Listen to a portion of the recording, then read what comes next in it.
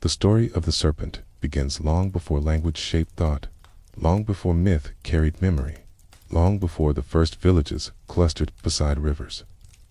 It begins in a world where the night was absolute and every sound seemed alive, where the unknown pressed against the edge of the firelight. In that world, the serpent was not yet a symbol or a story. It was simply the quiet presence that moved through the grass, undetected until too late, and that simple fact carved a deep channel into the human mind. The oldest memories of the species were shaped by shadows that hid sharp fangs, and the serpent grew out of that darkness as the first boundary between survival and loss. Human beings learned to watch the ground before they learned to observe the sky. They learned to listen for the rustle of scales before they learned to read a spoken word. The earliest people did not think of fear as a feeling, but as an instinct that rose suddenly like heat in the chest, pulling attention downward to the earth. The serpent trained that instinct long before conscious thought formed. Even the faintest whisper in the grass could halt a step, still a breath, and turn the entire body into a vessel of silent calculation. When early humans drew shapes on cave walls, they left marks that resembled serpents long before they drew the outlines of gods. A curved line sliding forward, a series of repeating arcs, a sinuous form coiling beneath the figures of animals and hunters. These early drawings were not portraits, but impressions, traces of the thing that moved at the limit of vision. In those early ages, the serpent was the presence that demanded respect simply by existing. It was never still, never predictable, never bound by the same rhythms as other creatures. It seemed to flow rather than walk, and this strange movement made people think of the serpent as something more than an animal. Night after night, the serpent became associated with the unknown space outside the fire. People sat close to the flames, holding tools or stones, watching shadows bend and twist. Every time a coil of darkness shifted, someone drew breath sharply, wondering if a serpent had slipped closer to the circle of warmth. This endless anticipation shaped the earliest ideas of vigilance. It taught the mind to expect danger, even in silence, and that expectation turned into a kind of primitive knowledge. The serpent became the guardian of the border between what humans understood and what they feared. With time, fear grew into fascination. People noticed that serpents could shed their skin, emerging smooth and bright from the old, dry husk. Simple biological fact looked like a miracle. The creature seemed to die and be reborn without losing itself. It appeared in one moment fragile and faded, and in the next moment renewed. For people who struggled each day against injury, illness, and cold, the serpent's effortless transformation felt like a message from somewhere deeper than the physical world. It hinted at a hidden cycle woven into life, a rhythm that the earliest humans could not name but could feel. Small communities formed, and with them came the first stories meant to explain the patterns of nature. The serpent slipped easily into these stories because it was both real and mysterious. It moved quietly, yet its bite could end a life. Vanished into crevices no other creature dared enter. It held a stillness that seemed intentional, as if it was waiting, not by instinct, but by knowledge. These perceptions shaped the earliest proto-myths, in which the serpent became the one who understood secrets hidden from others. It was not merely an animal to fear, but a figure that represented depth, darkness, and the possibility of hidden wisdom. Generations passed, and fear began to evolve into reverence. People learned which serpents were dangerous and which were harmless, which could be approached and which demanded distance. Some serpents hunted with precision, striking only when necessary. Others lived quietly near human settlements, feeding on animals that threatened food stores. This subtle relationship cultivated the belief that serpents existed with purpose. They were not random agents of danger, They were participants in the same world as humans, and this shared existence raised questions about meaning. During long winters, when darkness lasted many hours, elders told stories to keep the young awake. They described serpents as ancient beings that had lived before people learned to make tools, and perhaps even before the stars took their places. They imagined the world as a vast, cold ocean of shadows where serpents drifted like currents, shaping the first terrain. Though these stories had no literal truth, they carried a psychological truth. The serpent represented the earliest form of awareness that humanity ever had. It was the first teacher of caution, the first sculptor of reflex, the first creature to command instinctive respect. The serpent's ability to move silently created the impression that it entered spaces between worlds. People believed that serpents could slip into the earth and return from places unseen. When a serpent vanished into the ground, it seemed to merge with the land itself, as if it understood tunnels and caverns that humans would never touch. This belief grew into a sense that serpents were intermediaries between what was visible and what lay beneath. The earth was mysterious, filled with roots and stone and hidden waters, and the serpent appeared to belong naturally to that unseen architecture. In the earliest rituals, small offerings were left near areas where serpents were known to travel. People placed smooth stones, dried leaves, or drops of water along the ground, hoping the serpent would pass peacefully and bring protection rather than danger. These gestures were not yet religious acts, but they were the first attempts to negotiate with a creature that could not be predicted. Early humans understood that if something held power over life and death, it deserved attention. The serpent became a living embodiment of that delicate balance. As families and groups formed stronger social structures, the serpent's image took on new layers. Hunters saw in the serpent a model of precision, patience, and timing. They admired its ability to wait quietly for long periods without losing focus. Mothers saw in the serpent's coiled posture a form of protection, a circle drawn around one's own body. Even children sensed the serpent's strange charisma, feeling a mixture of fear and fascination whenever a small, patterned creature crossed their path. In these early impressions, the serpent became a mirror for human qualities. It was fierce, but it was also deliberate. It was dangerous, but it was also self-contained. It was feared, yet impossible not to respect.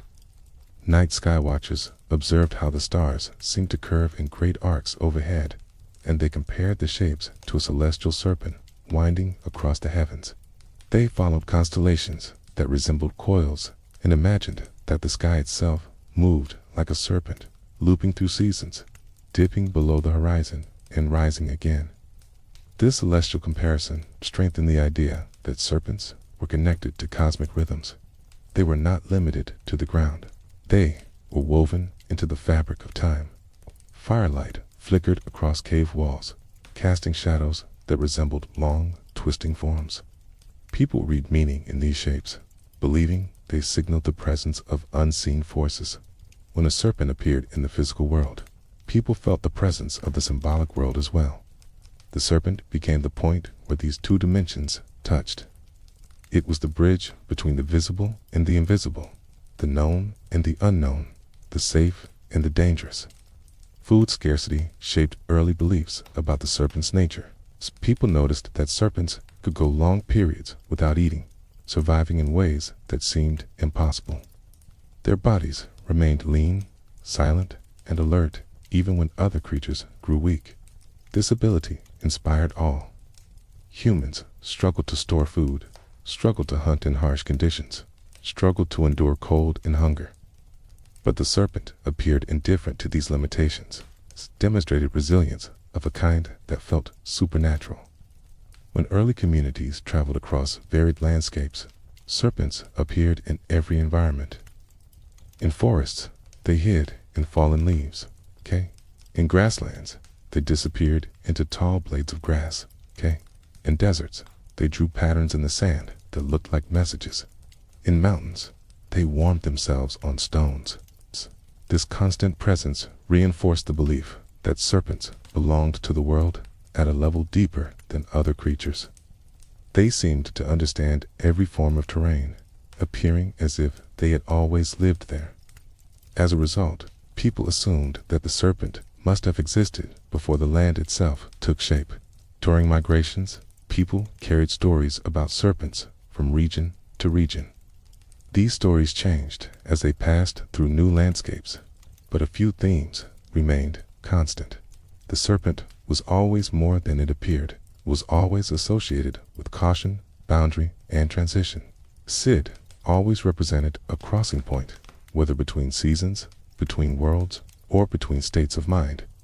This constancy ensured that the serpent remained one of the oldest enduring symbols of the human imagination. Children were taught from a young age how to identify serpents, how to avoid them, and how to respect them. These lessons were practical, but they also shaped a shared worldview. The serpent was not only a creature to avoid, it was the keeper of a wisdom that could not be ignored. A child who learned to respect a serpent was considered to have taken the first step toward maturity. It meant that the child understood the nature of danger and the necessity of awareness. With time, people began to wonder why the serpent commanded such a deep, instinctive reaction. They noticed that even when a serpent was small and harmless, the body responded with tension. This response was universal. It appeared across different cultures, different terrains, and different ways of life. The serpent awakened something old in the nerves of every person. This universal reaction was the serpent's greatest power. It united people in a shared experience of alertness, shaping a collective understanding of fear and wisdom intertwined. The serpent eventually became the first creature that seemed to embody intelligence. Humans saw it lift its head, observe, choose its moment. They noticed that it responded not only to movement, but to intention. When a human paused and breathed calmly, the serpent sometimes remained still, as if acknowledging the lack of threat. When a human moved recklessly, the serpent withdrew or struck, a tease. This interaction created the sense that serpents understood more than instinct. People believed they possessed awareness, perhaps even insight. This perception slowly transformed the serpent from a symbol of simple danger into a symbol of deeper meaning. It represented both death and rebirth, both fear and knowledge, both limitation and transcendence. It reminded humanity of the fragile line between survival and loss, yet it also suggested a possibility of transformation. The serpent became the shadow that taught people how to see. It became the teacher that did not speak, yet communicated through presence. It became the first sign that the natural world held mysteries waiting to be interpreted. And so, long before great civilizations rose, long before written language shaped myths, long before priests and scribes gave serpents names and stories, the foundation was laid. The serpent was etched into the oldest human memories, carried forward by instinct, fear, fascination, and reverence. It became not only the first enemy, but the first teacher. It showed humanity how to watch, how to wait, how to respect the unseen. In this way, the serpent prepared the ground for the countless myths, rituals, and spiritual traditions that would one day build entire worlds around its coiled presence. In the lands that would later be called Sumer and Mesopotamia, the serpents slipped naturally into the oldest structures of thought. People living beside the wide rivers saw life rise and fall with the movement of water, and they felt the presence of something ancient flowing beneath the surface. The river could nourish fields, but it could also swallow whole settlements during the floods that came without warning. This dual nature of creation and destruction shaped their earliest stories, and the serpent became the perfect embodiment of that duality. It represented the quiet potential of life and the sudden violence of chaos, both woven into a single form. Along the riverbanks, the people watched serpents glide through shallow waters, their bodies cutting smooth lines that were almost invisible. This sighted connection between water and serpent became one of the earliest symbolic associations. Water was life, yet it was unpredictable. The serpent was life, yet it was dangerous. The two forces seemed to mirror each other, And from this mirroring came the idea that the serpent lived close to the origin of creation itself. It moved where life began, and so it became the messenger of the primeval waters. The earliest myths of the region spoke of a time when the world was nothing but a vast ocean stretching in all directions. Keen in this imagined age, before land appeared, serpentine beings drifted through the darkness beneath the waves. Keen, they were not animals but primordial shapes, half real and half symbolic. They embodied the movement of the waters, coiling and uncoiling like the breath of the cosmos. People described these beings as forces rather than personalities, because the earliest stories did not yet give the gods faces or voices. They gave them movements, and nothing moved with more ancient purpose than the serpentine forms imagined beneath the surface. As settlements grew, these watery forms evolved into mythic beings. One of them was the serpent-like chaos creature that churned the deep waters and resisted the formation of order.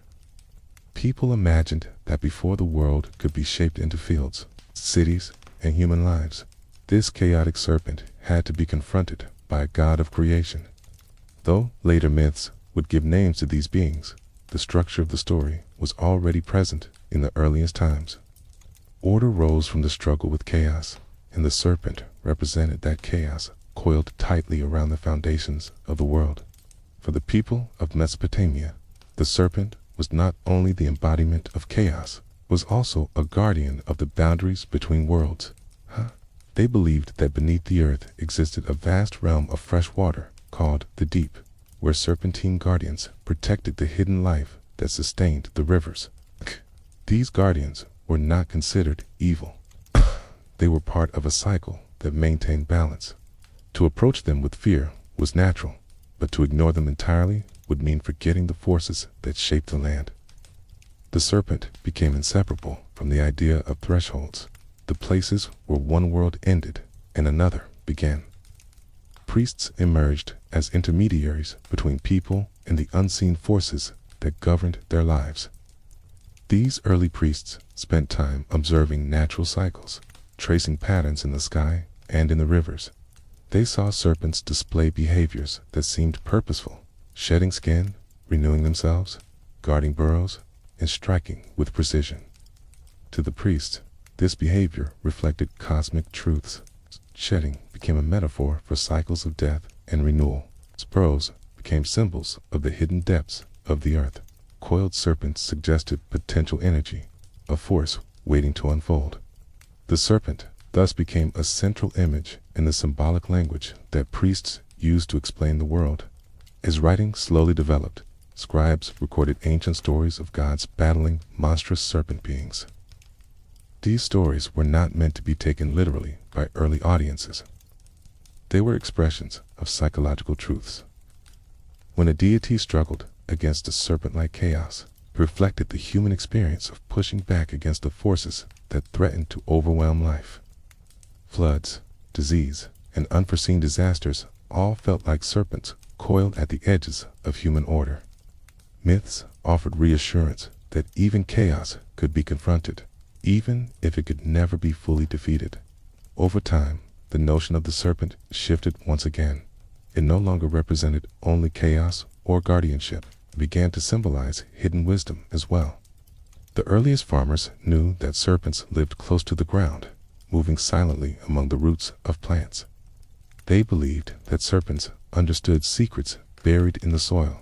When crops flourished, people credited the serpent with the knowledge of how life sprouted from darkness. When roots withered, they imagined that serpents sensed disturbances in the earth long before humans could recognize them. Thus, the serpent became a silent witness to the mysteries of growth and decay. Travelers carried stories between settlements, spreading the influence of serpent symbolism over vast distances. In each city, people shaped the serpent's meaning to fit their own lives. In one place, the serpent became the companion of a healing deity. In another, it became the guardian of doorways or the protector of sacred objects. Yet, in every version, the serpent retained its deep connection with creation and transformation. It remained the creature that slid between worlds, refusing to belong entirely to any single domain. In the evenings, families gathered in the courtyards of mud brick homes, listening to elders recount the oldest tales. These stories were not told as rigid doctrine. They were woven slowly, filled with pauses that allowed listeners to imagine the shifting waters and coiling shadows. The serpent often appeared in these tales as a presence rather than a character. It emerged from the deep, circled the foundations of the world, or whispered knowledge to a god who later shaped the cosmos. Even children understood that the serpent did not need to speak or take form to influence the tale. It existed as a force. The serpent's presence grew stronger in dream interpretation. People believed that dreams were messages carried from one realm to another, and the serpent appeared frequently in these visions. When someone dreamed of a serpent shedding its skin, interpreters saw this as a sign of renewal or change. When a serpent coiled around a tree or a bed, it suggested that something hidden was about to emerge. These interpretations reinforced the belief that serpents were connected to the deep layers of human consciousness, those inner landscapes that felt as mysterious as the primeval ocean. Rulers and leaders began to incorporate serpentine symbols into their authority. A leader who wore a serpent emblem was seen as someone who could confront chaos and shape order. This was not simply a political claim. It was a spiritual one. It suggested that the ruler carried within them a fragment of the primordial struggle that created the world, to where the serpent was to declare participation in that eternal conflict. It was an ancient way of saying that power required both courage and wisdom, two qualities associated with the serpent from the earliest days. In temples, serpents were carved into thresholds and pillars. Some carvings depicted serpents spiraling upward, as if rising from the depths of the earth to touch the heavens. Others showed serpents encircling objects of worship, guarding them with coiled intensity. Worshippers did not always understand what these symbols meant, but they sensed their importance. Passing beneath a carved serpent felt like crossing into sacred territory. It reminded people that they were entering a space where human actions touched the mysteries of creation. Priests continued to refine their understanding of the serpent's significance. They observed that serpents often appeared before storms, gliding out from hiding places to warm themselves. They appeared when the season changed, when the earth grew soft, or when new growth pushed through the soil. This pattern reinforced the belief that serpents were tied to the rhythms of nature. They were not merely creatures observing the world. They were participants in the unfolding of each season. This role elevated them from natural animals to living symbols of cosmic order. Writing systems matured. Myths grew more elaborate. Entire epics were composed in which gods wrestled with great serpents or confronted serpentine forces in the depths of the underworld. Though these stories varied, they shared a common theme. The serpent represented the primal matter from which the world emerged, into which it would eventually return. It was not evil in the modern sense. It was necessary. Without chaos, order could not arise. Without darkness, light would have no meaning. Without the serpent, creation would lack the tension from which growth springs. The serpent also became associated with the idea of forbidden knowledge. People believed that certain truths about the world were too powerful for common understanding. These truths were guarded by serpents, hidden in places beyond normal reach. To approach such a truth was to risk danger, but to turn away from it was to remain ignorant. This symbolic function made the serpent both a barrier and a guide, prevented humans from rushing blindly into mysteries they were not ready to face. But it also invited those with courage to seek deeper understanding. In the quiet spaces between rituals and stories, people wondered what the serpent understood. They imagined that serpents possessed memories far older than any human life. Some believed that serpents remembered the beginning of the world, or at least carried echoes of that beginning in their movement. Others believed that serpents recognized cosmic cycles, sensing changes in the earth that humans could not detect. These beliefs reflected not superstition, but an early intuition that the natural world contained more knowledge than any single creature could grasp. Merchants traveling through desert caravans brought tales of serpents that lived near ancient springs, coiled around the roots of sacred trees, or guarded hidden wells. These stories reinforced the connection between serpents and life-giving water.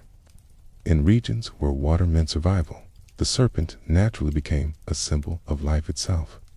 But because water could also flood, consume, or vanish without warning, the serpent retained its dual nature, held the power to sustain and to destroy, just as the waters did. The serpent's connection to the earth deepened as agriculture spread. Farmers who watched crops grow from seeds buried in the soil imagined serpents moving beneath the ground, whispering secrets to the roots. The mystery of how a seed transformed into a plant seemed no less miraculous than a serpent shedding its skin.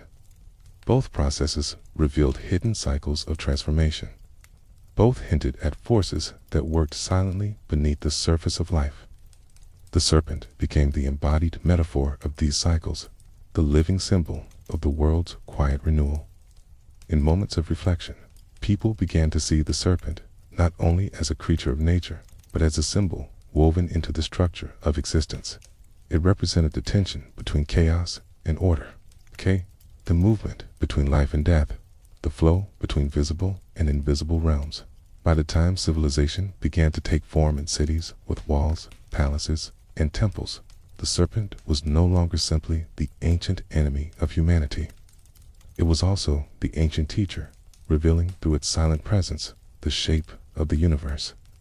The people of Mesopotamia looked at the serpent and saw the echo of the primeval waters that once covered the earth. They saw the cycle of transformation reflected in its skin. They saw wisdom in its patience, danger in its precision, and mystery in its connection to hidden realms. Through these early perceptions, humanity began the long journey of interpreting the serpent, not merely as a creature, but as a symbol that would endure across continents, cultures, and ages. And as the earliest civilizations rose and fell, the serpent remained, coiled beneath the surface of every myth, waiting to reveal the next layer of its ancient meaning. In the land of wide deserts and slow rivers, the serpent took on a new and powerful shape.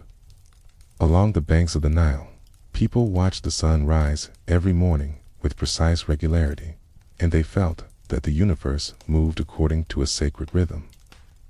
Day followed night, flood followed drought, and life returned where death had seemed final. In this great pattern, the serpent became not only a creature of earth and water, but a symbol of the endless cycle itself. It was no longer just the animal that glided through reeds. It became a cosmic presence woven into the fabric of time. For the people of ancient Egypt, the world was not random. It was carefully balanced between order and chaos. They called order a principle of harmony, truth, and rightness. They called chaos the unformed darkness that always threatened to swallow existence. Every day, when the sun crossed the sky, they believed that this balance was being tested. Above the visible world, light moved through clear space. Beneath that light, hidden in the realm of night, a giant serpent stirred, waiting for its chance to strike. They named this primordial serpent as the great enemy of the sun. It was imagined as a colossal being coiled in the darkness of the underworld, moving restlessly as the sun god traveled through the night on his celestial boat. When the sun set, it did not simply vanish from view. It descended into the unseen realm where the serpent waited, jaws open, ready to devour the source of light and life. Each night became a silent drama played beyond human sight, a struggle between the shining god and the coiled force of chaos. The people believed that if the serpent ever won this struggle, the sun would fail to rise and the world would drown in darkness. Yet every morning the sky brightened and the familiar disk appeared above the horizon. This daily return of the sun was proof, in their eyes, that the serpent had been defeated once again. It was not a final victory, because chaos could never be destroyed completely. It could only be pushed back, beaten for a time, and forced to retreat into the depths. Thus, the serpent became the symbol of eternal opposition, a necessary adversary that gave meaning to the daily triumph of light. Priests and temple artists gave this cosmic serpent a shape that captured its terrifying presence. They drew it as a massive creature with coils that seemed to stretch without end, its body winding through the underworld like a river of shadow. Sometimes they showed it pierced by spears held by the sun god or by other divine helpers, frozen for a moment in the act of being overcome. These images were not simple pictures, okay? They were visual prayers, reminders that the universe remained safe only as long as the forces of order continued to struggle against the serpent of darkness. At the same time, another image of the serpent began to appear in Egyptian thought, one that was not only fearful but strangely serene. Artists and scribes drew a serpent in the shape of a perfect circle, its body forming a ring with its tail held gently in its mouth. This serpent did not battle anything. It did not rage in the shadows or attack the sun. Instead, it enclosed itself, turning inward, representing a cycle without beginning or end. This circular serpent came to symbolize eternity, continuity, and the unbroken nature of existence. To gaze upon this ring-shaped serpent was to contemplate the way time moved in their minds. Time was not a straight line that started and ended. It was a circle, like the yearly flooding of the Nile, like the endlessly repeating path of the sun. The serpent that consumed its own tail showed that the end was also the beginning, that every death fed a new birth, and every ending joined hands with a hidden start. In this image, the serpent was not a threat, but a teacher, revealing the deep pattern of the cosmos with its own body. The Egyptians surrounded themselves with symbols in daily life, and the serpent appeared everywhere. It stood on temple walls, coiled on amulets, and rested on the brows of divine figures. On the crowns of pharaohs, a stylized serpent rose above the forehead, poised to strike. This emblem was not decorative, it represented protection and authority. The serpent on the brow watched over the ruler, warding off enemies seen and unseen. Its sudden strike was the swiftness of royal judgment, the power to defend order against those who would harm it. This royal serpent was closely linked to the burning eye of the sun. People believed that it held a fiery power, capable of spitting flame at any threat. When carved on the forehead of a pharaoh, it suggested that the ruler shared in the power of the gods, bearing the living emblem of divine protection. The serpent that kings wore was not the chaotic enemy of the sun, nor the serene circle of eternity. It was a guardian, quick and fierce. Its presence declared that any who attacked the order of the land would face a sudden and decisive response. In ritual practice, serpents played several roles at once. In some spells, they were banished and bound, their chaotic aspect neutralized by divine words and gestures. In others, serpent forms were invoked as protective forces, asked to encircle the sleeping, the dead, or sacred objects. This dual use showed how deeply the Egyptians understood the serpent's complexity. They did not divide it simply into good and evil. They recognized that what was dangerous could also be protective when properly directed, and that what was terrifying could also be sacred when understood. Tombs revealed this belief in intricate detail. Along the walls of royal burial chambers, scenes were painted that showed serpents in many forms. Some guarded gates in the underworld, coiled around doorways that the soul would need to pass through on its journey. Others encircled the bodies of the deceased, as if shielding them from harm. In some images, the serpent itself was crowned or given wings, turning it into an unmistakably divine being.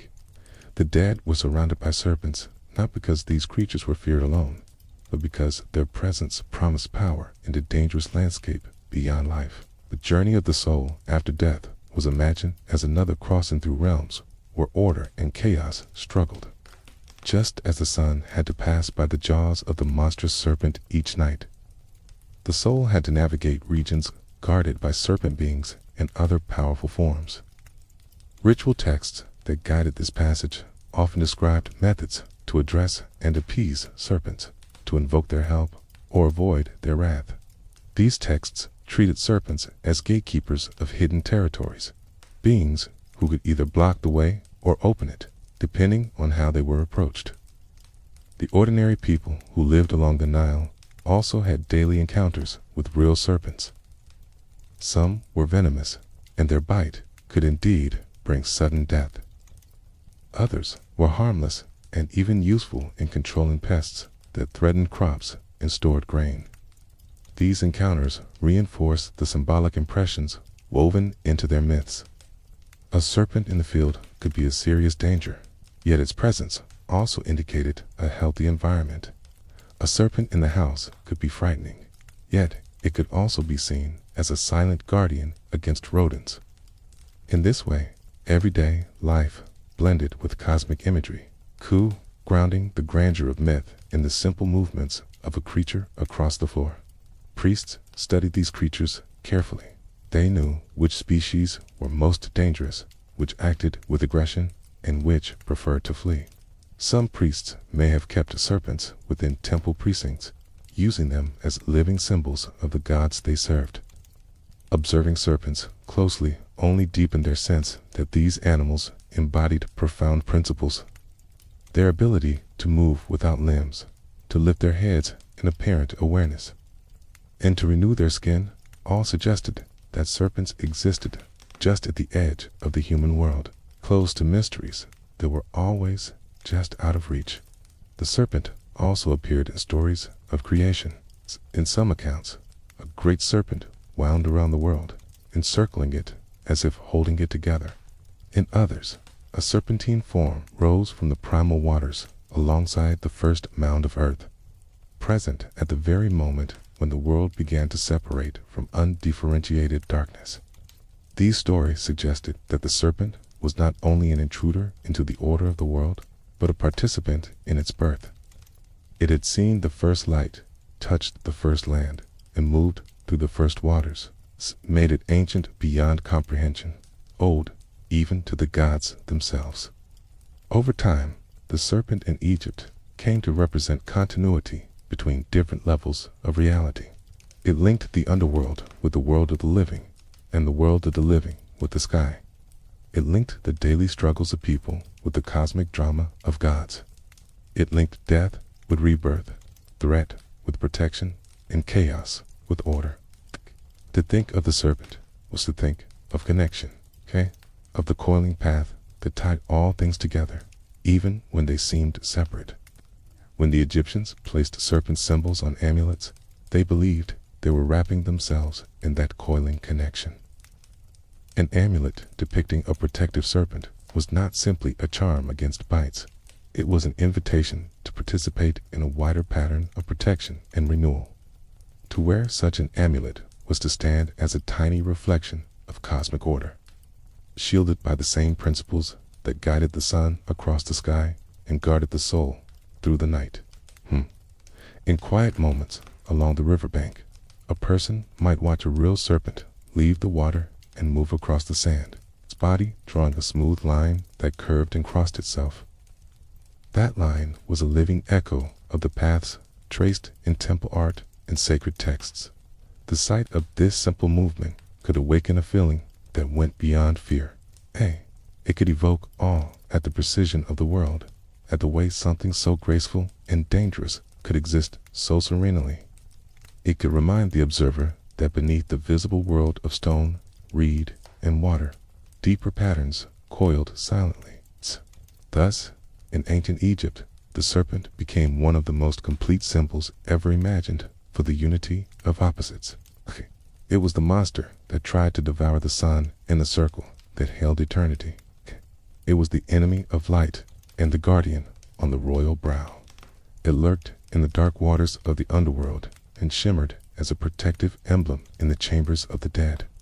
It was a creature of fear in the fields and a bearer of sacred meaning in the temples. Through this rich tapestry of associations, the serpent taught the Egyptians that the world was not divided into simple categories of good and evil. Instead, existence grew from a tension between forces that could never fully destroy each other. The serpent taught that chaos was always present, coiled in the depths, but that order could rise again each day. It taught that endings were also beginnings, that death led into new forms of life, and that time flowed in circles rather than straight lines. In its many forms, the serpent wound itself into the heart of Egyptian thought. It watched over the rising sun, guarded the passage of souls, crowned the heads of kings, and moved unnoticed through the reeds at the edge of the river. It remained both the oldest enemy and one of the oldest protectors, a figure that refused to be confined to a single meaning.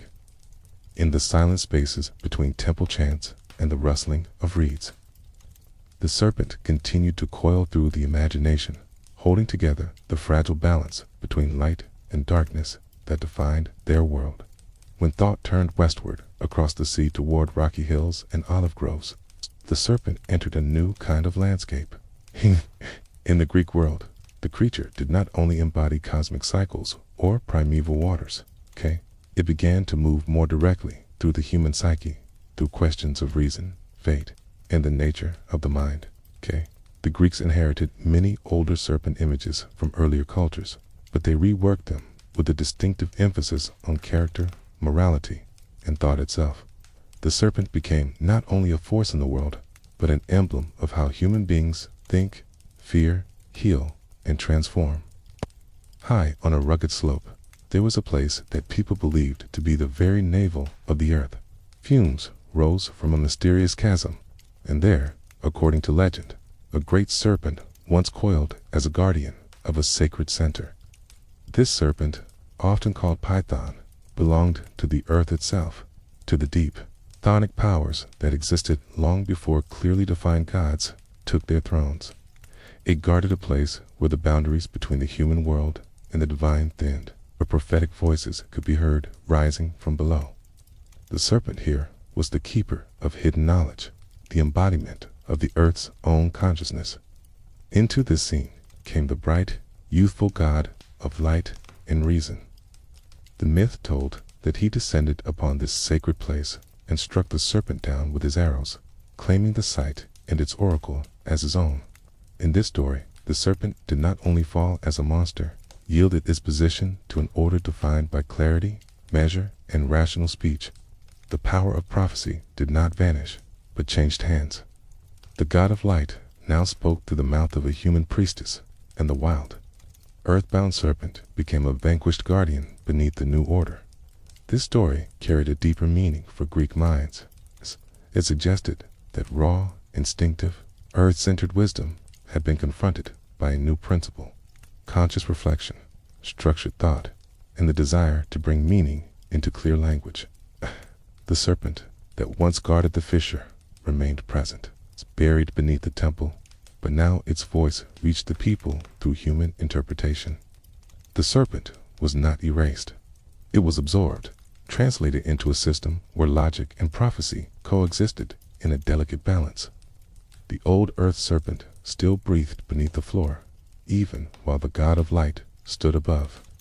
Elsewhere in Greek myth, serpents appeared in many forms, and each revealed a different facet of the human relationship with fear and understanding. There were monstrous serpents that heroes had to fight, creatures with many heads that grew back when severed, coiling dragons that guarded golden fruit in distant gardens. These beings were not mere animals. They were challenges, tests of courage, and embodiments of forces that resisted human progress. To defeat a serpent or dragon often meant to tame a wild corner of the world, to impose form where there had been only dangerous potential. Even when serpents appeared as monsters, they often retained a connection to something sacred. Many of them guarded holy places, sacred trees, or divine treasures. A hero who faced such a serpent was never simply battling a beast. He was entering forbidden territory, confronting a boundary that separated ordinary life from a higher or deeper realm. The victory, if achieved, did not merely remove a threat. It opened a new path for humanity, a way to approach previously inaccessible knowledge or power. In this way, the serpent in Greek myth acted again and again as a threshold guardian. Among the most striking serpent figures in Greek storytelling was the Gorgon, especially the one whose gaze turned the living to stone. She bore hair that was not hair at all, but a writhing mass of serpents, each one alive, each one a line of fear. Here, the serpent ceased to be only a creature to avoid or defeat.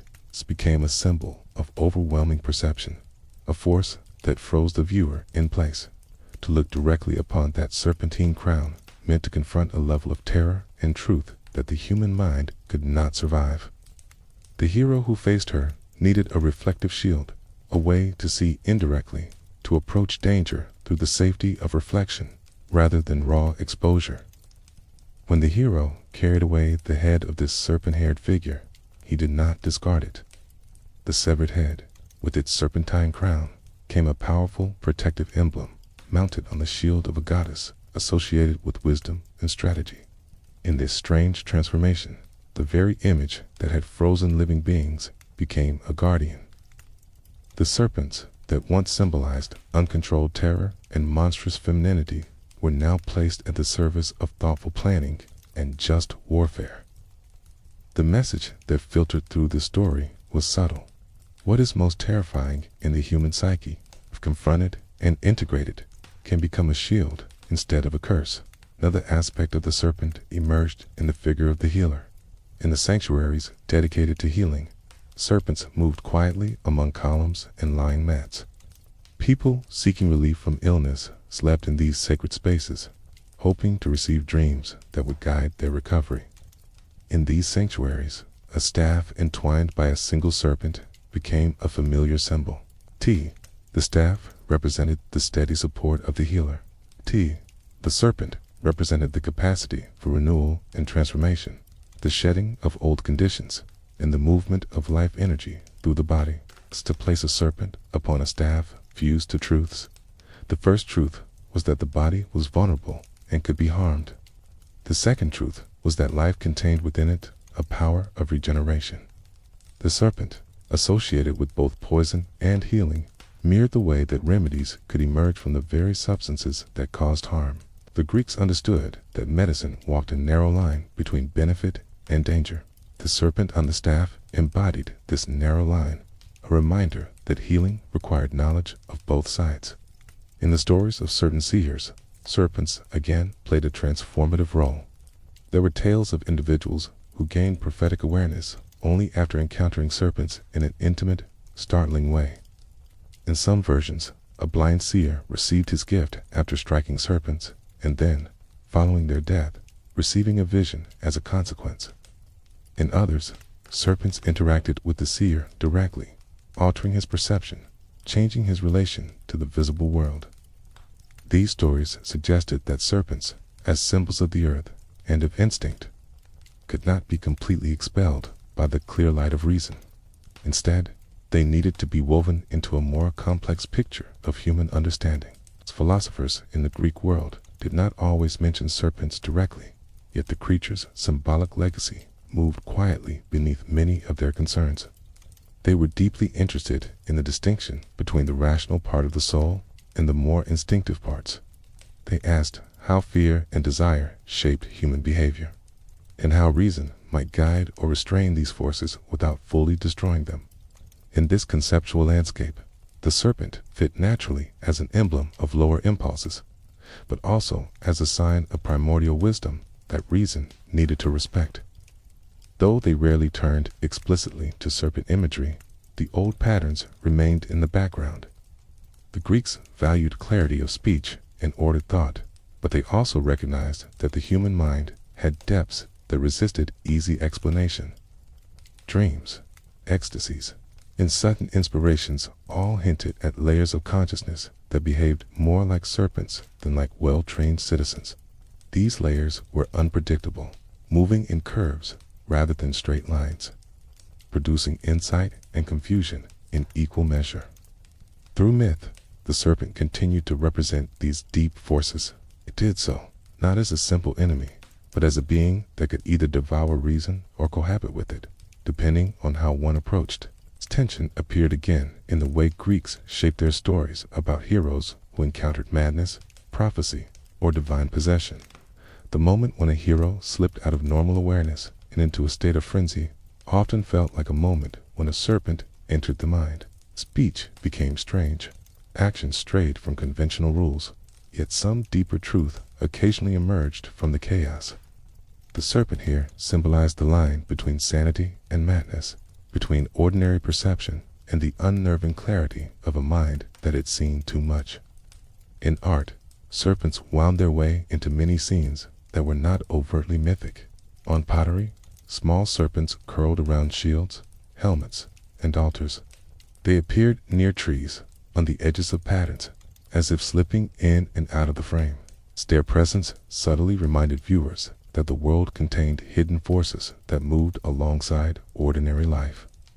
Even in scenes of domestic calm, a serpent might appear, small and easily overlooked, suggesting that instinct, death, and transformation were never entirely absent.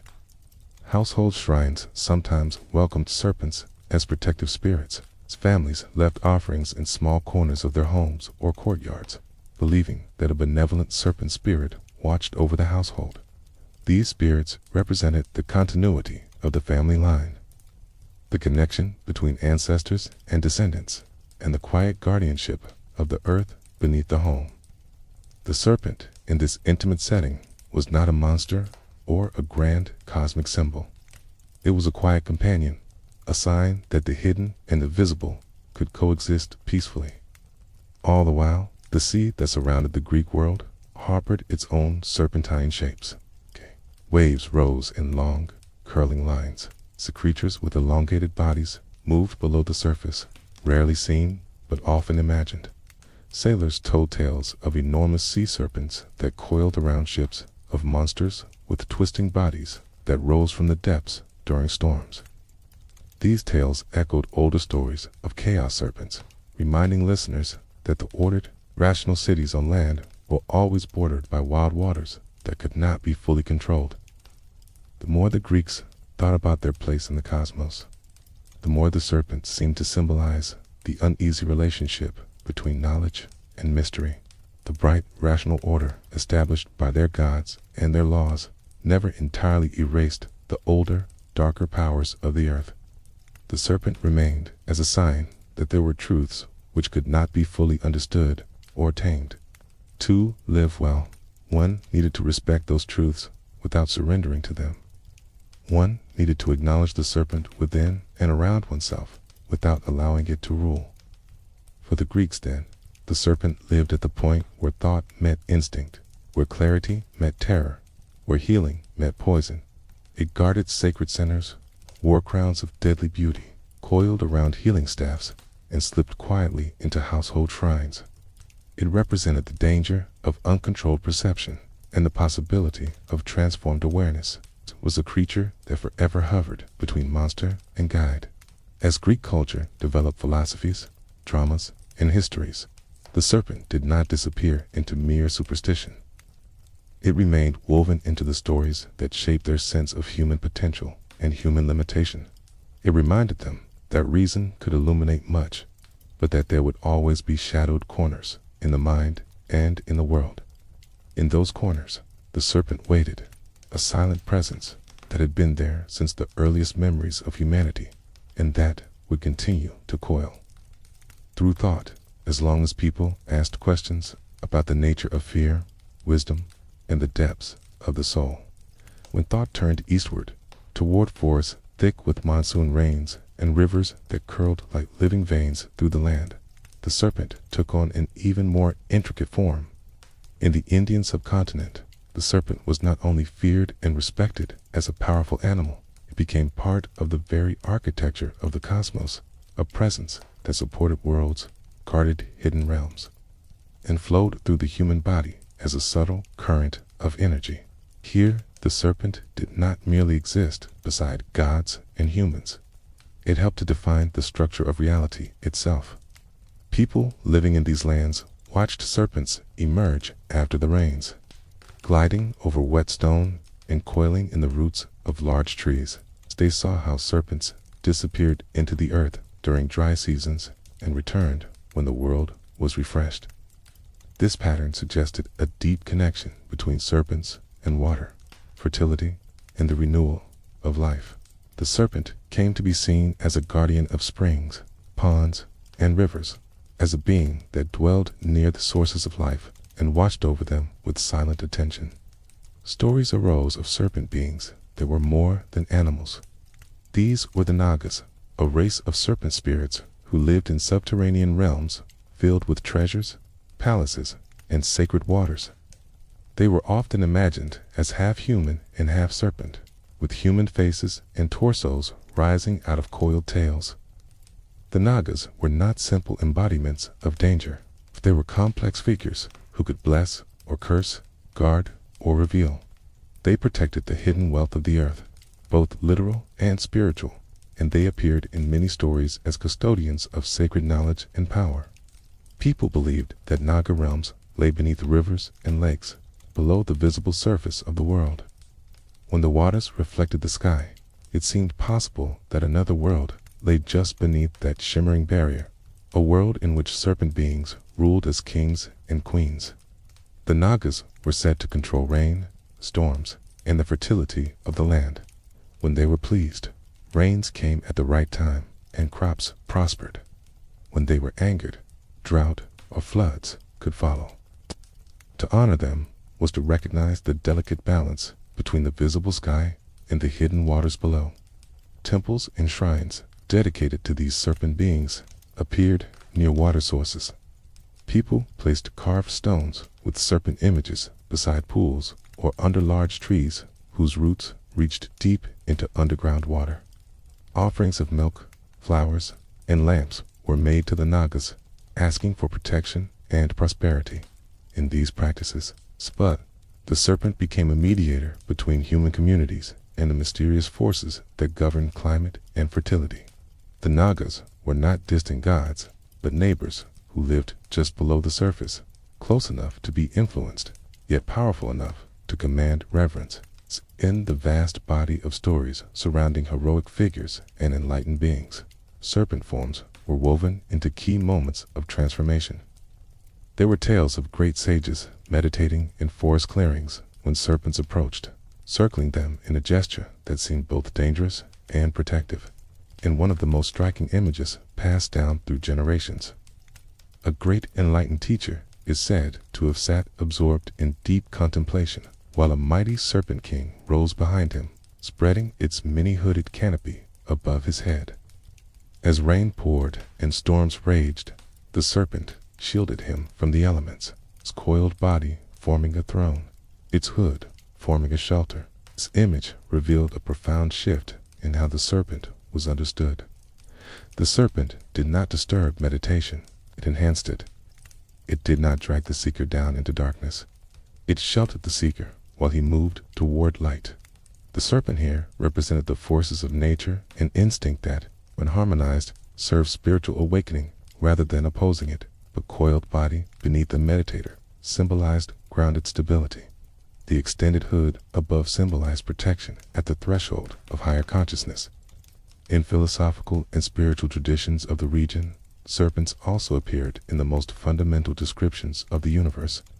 Some teachings described a cosmic serpent, on whose coils entire worlds rested. This being was not an enemy of creation, but its support. It floated in a primordial ocean, its body forming the bed for a sustaining deity who dreamed worlds into existence. The image suggested that beneath all forms, beneath all cycles of birth and death, there was an endless serpentine foundation that never truly ended. The serpent became the silent base on which reality unfolded. Through this cosmic serpent, people were invited to imagine the universe as layered and alive. The surface world of mountains, rivers, and forests rested upon deeper realms, and those realms in turn rested upon something deeper still. At the bottom of this layered reality lay the serpent that never slept, breathing in rhythm with creation. Its coils were time. Its breathing was a cycle of expansion and contraction, and its presence ensured that the universe remained stable even amid constant change. Parallel to these grand cosmic visions, another serpent motif emerged, this time within the human body itself. Spiritual disciplines began to speak of a subtle energy that lay coiled at the base of the spine, like a sleeping serpent. This energy, often compared to a serpent in repose, was believed to hold immense potential. It was not visible in the way bones and muscles were visible, but it could be sensed through disciplined awareness. When awakened, this inner serpent energy was said to rise through channels in the body, passing through centers aligned with different aspects of experience and perception. The path of this inner serpent symbolized a journey from unconsciousness to expanded awareness. At first, it remained tightly coiled, reflecting ordinary human life governed by habit, fear, and limited perception. But under certain conditions, such as deep meditation, disciplined breath, and ethical living, the serpent began to stir. It rose slowly, encountering knots of resistance where past impressions and emotional blockages resided. Each upward movement represented a moment of transformation, as old patterns dissolved and new clarity emerged. In this extraordinary metaphor, the human body was no longer merely a vessel for survival. It became a microcosm of the universe. The spine became a vertical axis connecting earth and spirit. The inner serpent became the energy that traveled along this axis, just as cosmic serpents linked different realms of existence. The movement of this serpent through inner centers echoed the movement of celestial serpents across the sky and subterranean serpents through hidden waters. The same pattern repeated at different scales, reminding seekers that the architecture of the cosmos was mirrored within themselves. Spiritual teachers used this serpent imagery to explain subtle states of consciousness. They described how the inner serpent, once awakened, did not rise in a straight line. It moved in gentle curves and spirals, pausing at different points to transform perception. Each pause was like a serpent coiling briefly around a branch, gathering itself, observing, and then moving onward. The journey was not sudden or violent. It was gradual and rhythmic, like the slow unfolding of a coiled spring. This inner serpent was not a symbol of fear in these teachings, but of possibility. It showed that within each human being there existed a latent force capable of profound awakening. The fact that it was described as a serpent acknowledged the ancient association with danger, but the process was not without risk. Misguided attempts to stir this energy could lead to imbalance. Yet, when guided by wisdom and compassion, the serpent's ascent became a graceful unfolding of potential.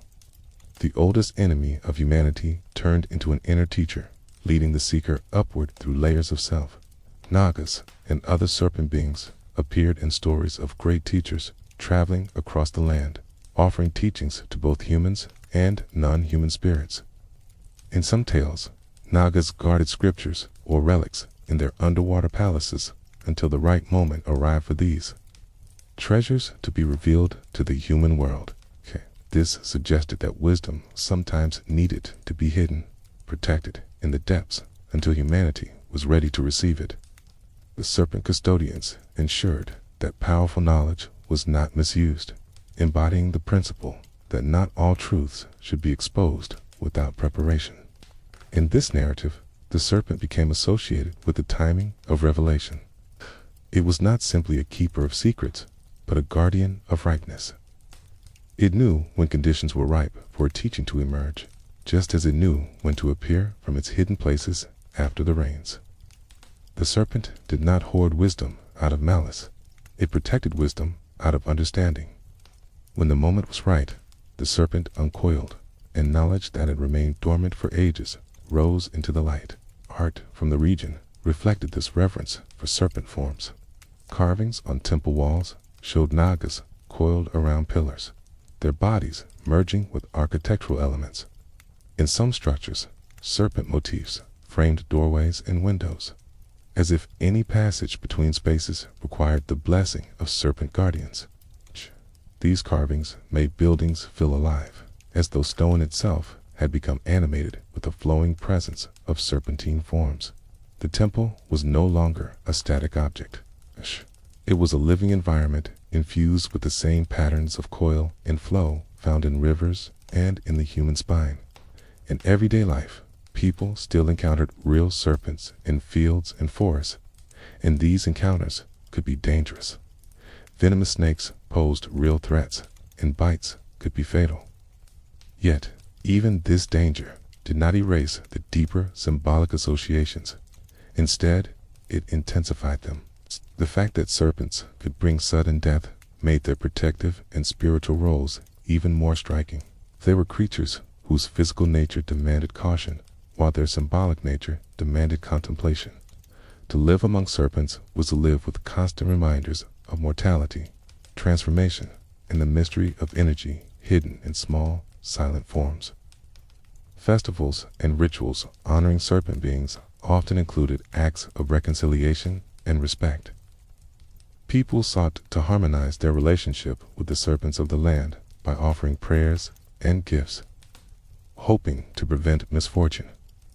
These rituals acknowledged that humans shared the world with forces that could not be fully controlled, only respectfully engaged. In this sense, honoring serpent beings became an act of humility, recognition that human power had limits and that wisdom lay in learning to coexist with what one could not simply command. In stories passed down through centuries, serpents appeared beside sages, deities, and heroes, alternately testing them and supporting them. They served as reminders that no path to wisdom could ignore the depths from which life emerged. Even the most exalted beings had to relate to serpent energies, whether by transforming them, integrating them, or receiving their protection. The serpents of India, in their many forms, assured that spirituality never drifted too far from the rooted reality of the earth, the body, and the cycles of nature. Thus, in the Indian imagination, the serpent ceased to be only a figure of fear or a simple symbol of rebirth. It became a fundamental component of cosmic design. It held up worlds, guarded sacred teachings, moved through the waters, and slept at the base of the human spine. It represented potential energy at every level, from the structure of the universe to the innermost depths of the heart. It was a reminder that beneath all surfaces, whether of land, water, or consciousness, there existed a coiled power waiting to awaken. Through this lens, the serpent stood once more as both enemy and teacher. It could destroy it with venom, but it could also shelter the meditating sage. It could hide knowledge, but it could also reveal it at the right time. It could lie dormant at the base of the spine, but it could also rise and rearrange the entire landscape of awareness. In the land of India, the serpent taught humanity that the architecture of reality was serpentine at its core, composed of curves, coils, and spirals, forever moving between hidden depths and open sky. Farther to the east, across high mountains and wide plateaus, the ancient serpent took on wings and clouds and slowly changed its name. In the lands that would one day be called China, people looked up at the sky and did not imagine a serpent that threatened to devour the sun. They imagined a long, sinuous being who moved with the rains, shaped the winds, and curled around the peaks of mountains like mist. This being was the dragon, still serpentine in body, yet filled with a very different spirit from many of its Western counterparts. It was not simply a monster to be slain. It was an ancestor, a guide, and a symbol of harmony between heaven and earth. Farmers who watched the yearly rhythm of planting and harvest knew that their lives depended on an air balance between too much water and too little. A single season of drought could mean hunger. A season of floods could sweep away homes and fields. They listened to thunder, watched the rolling forms of storm clouds, and saw shapes that seemed to twist and coil through the sky. From these shapes arose the image of the dragon as a sky serpent, a creature whose body was the storm itself, whose breath was wind, and whose gift was rain. Unlike the chaos serpents of other traditions, this sky dragon was rarely seen as an enemy. Instead, people honored it as a bringer of life. When rains arrived gently and at the proper time, they spoke of dragons who had answered prayers. When lightning tore open the sky, they imagined dragons climbing and diving among the clouds, playing in the spaces between heaven and earth. The dragon became a companion of the seasons, a sign that the high forces of the sky remembered the people below. This reverence shaped the way people arranged their world. They did not picture the land as a dead surface, but as a living body crossed by invisible currents. Mountains, rivers, and valleys formed lines that seemed to flow like water and coil like serpents. Wise observers spoke of these lines as paths of energy. They said that dragons slumbered inside the hills, their bodies stretching beneath the soil, their backs forming ridges, and their spines marking the paths of rivers. To live well meant to build homes and cities in harmony with these hidden dragon lines. So over time, this understanding became an art and a discipline. Placement of graves, houses, and temples was not left to chance. Practitioners studied the shape of the land, the direction of winds, and the flow of water to find positions where dragon energy moved smoothly. A dwelling set in the curve of a hill, like a nest in the crook of a dragon's arm, was believed to enjoy protection and prosperity. A grave aligned poorly with these flows might disturb the slumbering dragon and bring unrest to descendants. The serpent here had become not only a symbol, but a quiet law woven into the landscape. The dragon also became inseparable from the figure of the ruler. Legends arose that early sage kings were descended from dragons, or that dragons had taken part in their conception or birth. These stories expressed a deep intuition that true authority needed to harmonize heaven, earth, and human society. A ruler who claimed dragon ancestry was not only boasting of power, he was declaring his role as a mediator of cosmic order. Just as the dragon moved between clouds and mountains, the ruler moved between the will of heaven and the needs of the people. On robes worn by emperors, dragons curled with grace and strength. Their long bodies, covered in scaled patterns, circled the fabric as if the wearer were wrapped in living cloud. Sometimes the dragon grasped a flaming pearl, a luminous symbol of wisdom or concentrated essence. This pearl suggested that the dragon did not only control physical rain, but also spiritual nourishment.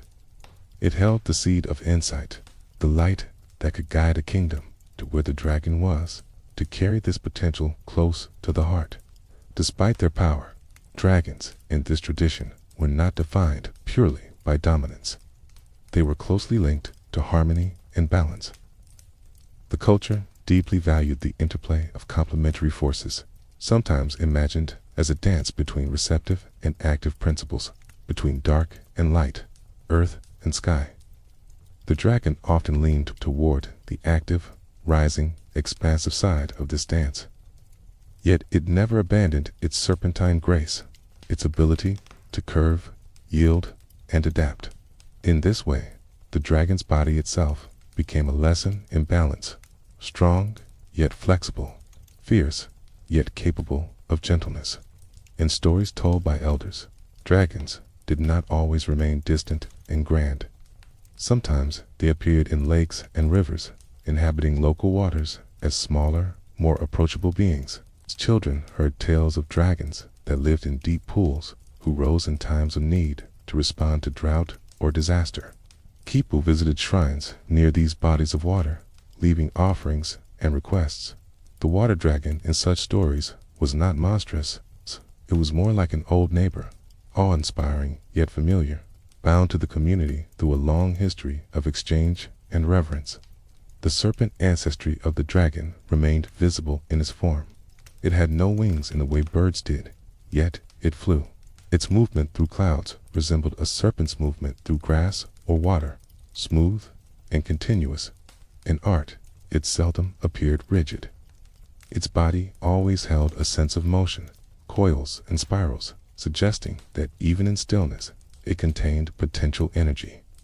This echoed the oldest impressions of serpents as reservoirs of power, now lifted into the sky and wrapped in mist rather than dust.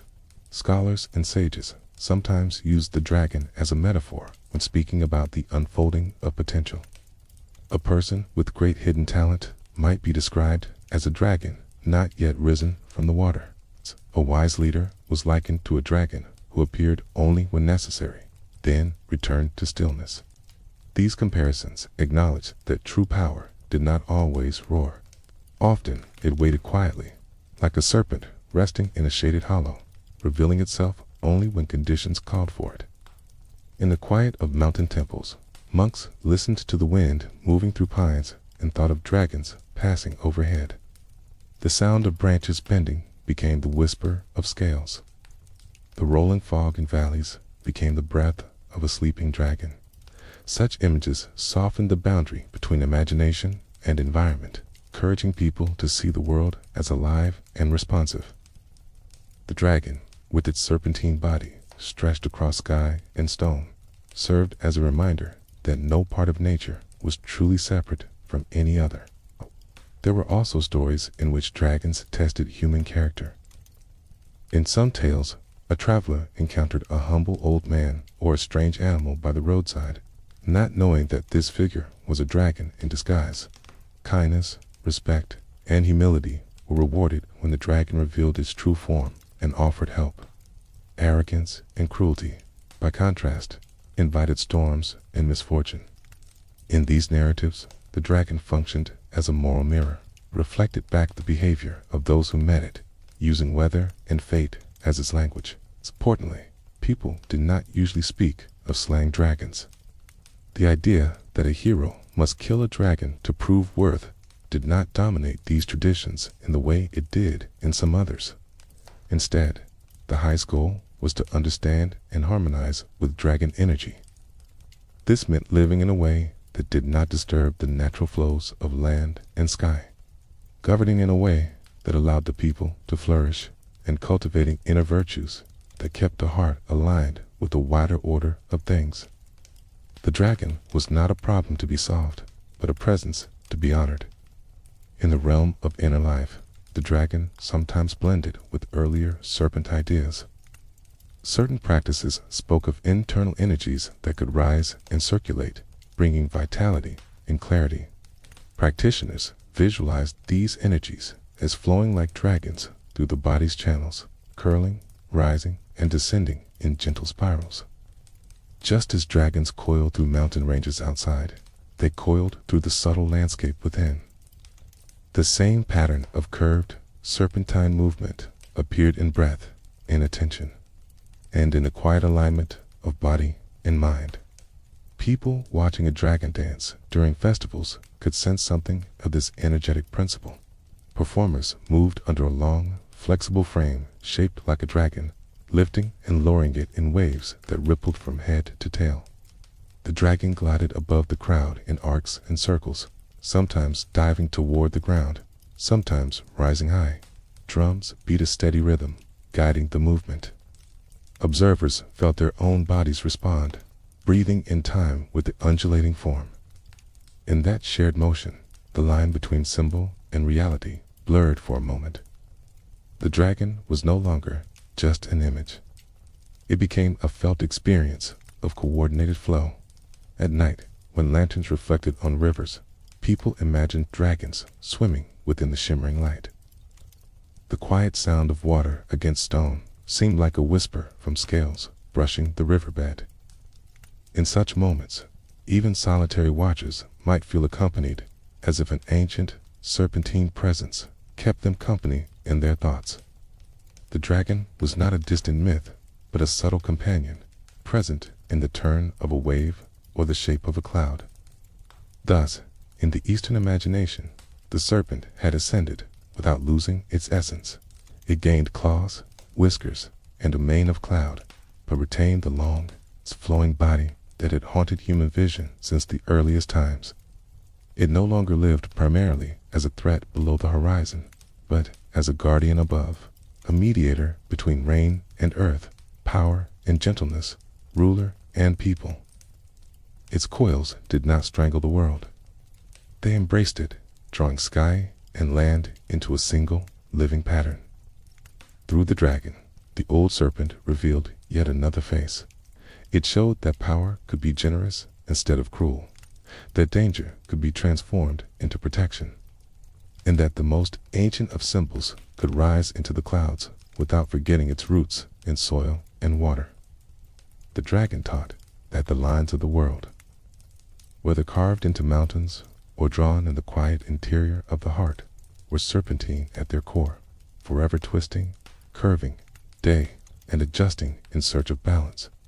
When thought turned back toward the dry hills and scattered groves of the ancient Near East, the serpent entered a story that would echo through countless generations, in small communities that traced their identity to a single covenant and a single invisible God. The serpent did not appear as a cosmic dragon or a coiled foundation of the world. It entered instead through a garden, through a tree, and through a quiet conversation that changed the course of human memory. In this setting, the serpent became not only a symbol of danger or wisdom, but the figure that stood at the crossing between obedience and desire. The garden was imagined as a place of abundance and ease, where water flowed effortlessly and fruit grew without struggle. In this enclosed space, humans lived close to their maker, without shame, without the burden of toil, and without the heavy knowledge of fragility. Into that calm environment came the serpent, described not as the largest or most powerful of creatures, but as the most subtle, the most shrewd. Its power was not physical strength. Its power lay in the way it used words. The serpent did not attack with fangs in this story. It approached with a question. It took a command that had been given and turned it slightly, bending it just enough to invite doubt. The serpent asked whether the divine restriction was truly as severe as it seemed, whether the boundary that had been set around one particular tree might be hiding something important. In that moment, the serpent became the voice of suspicion within a world that had previously rested in uncomplicated trust. The tree at the center of this story held a strange double meaning.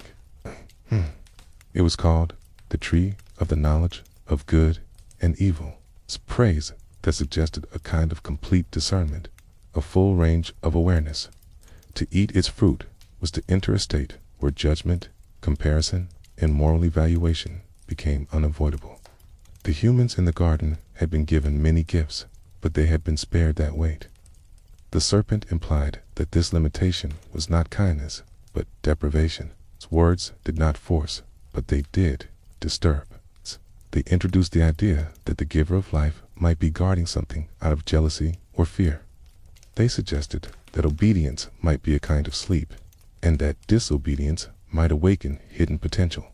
The serpent promised that the fruit would not bring immediate death, but a new form of sight, an opening of eyes, a likeness to the divine in knowledge. In this promise, the serpent appeared not as a simple enemy, but as a rival teacher. The moment of decision that followed became one of the most enduring images in the tradition. A hand reaching for the fruit, a bite taken, a taste of something that could never be untasted. Knowledge did arrive, but not in the form that had been imagined. Eyes opened, but what they saw first was not glorious wisdom, but vulnerability, nakedness, exposure. Shame entered where innocence had been, and the garden became a place of hiding. The serpent thus became linked forever with the birth of divided awareness. Before its words, life in the garden did not require bargaining, comparison, or evaluation of motives. After its intervention, human beings found themselves caught between desire and fear, longing and regret. They knew more, but they also felt the distance between themselves and their maker grow wider. The serpent had not lied outright, yet the knowledge it brought was shadowed and heavy. As the consequence unfolded, the serpent did not escape judgment. The story described a curse that reshaped his relationship to the human world. It was condemned to move close to the ground, to experience enmity between its kind and the children of the woman. The image of the human heel in the serpent's head captured a ceaseless struggle. It's a pattern of fear and hostility that would play out in fields and paths wherever humans walked. Through this narrative, the serpent became more than a clever animal. It became the face of temptation, of twisted speech, of a freedom that arrives without readiness. It represented the part of human experience that questions boundaries, not out of a desire for deeper relationship, but out of suspicion and hunger for control. In the garden story, the serpent's voice echoed the possibility that trust might be a cage, and that breaking the barrier might bring elevation. The result, however, was exile. Yet, even in this severe image, the serpent did not lose all connection to healing and protection. Later, in the wandering history of this people, another scene unfolded in the wilderness, under a hard sky and among a restless community. The journey through desert brought hunger, thirst, and growing impatience. When complaints rose sharply, the narrative described a sudden outbreak of venomous serpents among the camp, their bites bringing burning pain and death. In this moment of crisis, the serpent appeared again as an instrument of consequence, a physical embodiment of the people's inward rebellion and bitterness. The bites were not simply random misfortune, they were experienced as a reflection of the state of the heart, sign that something in the relationship between the people and their God had become dangerously inflamed. Fear spread through the camp, and the people cried out for relief, acknowledging their failure. The response that followed was unexpected. Instead of removing the serpents at once, the divine instruction was to fashion an image of a serpent, set high on a pole where all could see it.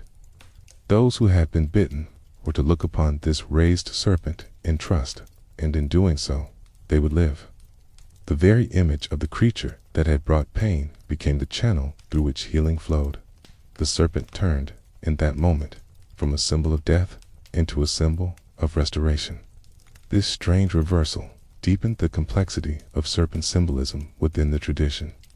The raised serpent did not deny the reality of the wound. It required the wounded person to face the image of what had harmed them, to lift their eyes toward the very likeness of their fear. Healing came not through avoidance, but through a kind of courageous attention, an act of trust that moved through the symbol rather than around it. The serpent thus became the sign of a paradox, that what threatens can also become a means of deliverance when placed within a larger pattern of meaning. Over time, this bronze serpent developed its own history. It was preserved for generations, kept as a sacred object that reminded the people of that desert episode. Yet later, when its presence began to draw worship in itself, rather than pointing beyond, it was destroyed by a reforming king who saw that the symbol had become an idol. The serpent that once mediated healing had to be broken when its role became distorted. Even here, the serpent taught a lesson about the danger of clinging to signs when one forgets the reality they were meant to serve. Other serpent figures appeared around the edges of the tradition, some associated with the sea and the deep, echoing older Near Eastern chaos serpents. These figures were often described as great twisting creatures of the waters, symbols of powers that opposed divine order and would eventually be tamed or broken. Yet, in the central thread of the Hebrew stories, the serpent that mattered most remained the one in the garden and the one on the pole. Together, they traced a line between temptation and healing, between exile and hope. In wisdom literature, the serpent appeared again in brief proverbs and observations. Its quiet movement became a symbol of subtlety and caution. The way it glided over rock without leaving clear tracks suggested mysteries that human understanding could not easily grasp. The venom it carried reminded readers of the power of the tongue, of how words themselves could wound like bites, carrying poison into relationships and communities. Poets used the serpent as a figure for hidden traps and secret plans, for dangers that approached silently rather than openly. They saw in its movement a reflection of the way harmful intentions could slide into the world under cover of calm speech. At the same time, they recognized that wisdom itself required a kind of serpent-like awareness, an ability to discern threats that were not immediately visible. The serpent hovered over these lines as both warning and example. As the tradition matured, interpreters began to re-examine the serpent of the garden with increasing intensity. Some saw it as a simple creature through which a darker power spoke. Others began to link it more directly with adversarial forces that stood in opposition to the divine will. The serpent thus started to shift from a symbol of internal temptation and twisted perception toward a more external figure of spiritual opposition. This became a mask for a deeper adversary. However, at its root, the serpent in these stories continued to mirror human experience. It represented the moment when trust gave way to suspicion, when the desire to be like the divine overshadowed the willingness to receive life as a gift. It represented the experience of being wounded by consequences, and yet invited to look up toward healing. It reminded the community that the most dangerous voices were not always loud or obviously violent. Often they were subtle, persuasive, and wrapped in partial truths. The serpent also preserved an older memory shared with neighboring cultures, a memory of creatures that lived at the edges of human safety. These creatures slipped between stones, appeared near water, and moved with a grace that seemed almost unnatural. The Hebrew stories did not ignore this natural fear, but they placed it within a moral and relational context. The serpent was not simply a wild animal. It became a sign woven into the dialogue between God and people. By him household life, serpents remained a practical concern. People in fields and valleys knew the danger of a hidden snake under a rock or among loose stones. The stories of the garden and the wilderness offered a way to interpret such dangers beyond mere chance. They suggested that the physical world, with its risks and wounds, spoke a language that could reveal deeper truths about choices, loyalties, and the need for trust. Thus, in the Hebrew imagination, the serpent's meaning narrowed and sharpened. It no longer spread across the whole sky as a dragon, nor did it hold up worlds upon its coils. Instead, it appeared in key moments of encounter, where human beings stood before a choice, or where they faced the consequences of earlier decisions. It was the one who questioned commands, the one whose bite burned, and the one whose image, raised in obedience, became a pathway to life. Through these layered roles, the serpent became both the oldest enemy and a strange kind of teacher. It taught that the misuse of freedom leads to exile, but it also taught that healing can arise through the very form of what once harmed. It showed that symbols are powerful, yet dangerous when detached from the reality they point to. It revealed that subtle speech can wound as deeply as any fang, and that the act of lifting one's gaze toward a sign of hope can transform the experience of pain. In this way, the serpent passed from story to story within the Hebrew world, retaining its coiled tension between danger and meaning. It waited in the pages where garden trees, desert sands, and bronze poles all met. It remained the creature that first tangled desire with disobedience, and later stood in image as a means of restoration.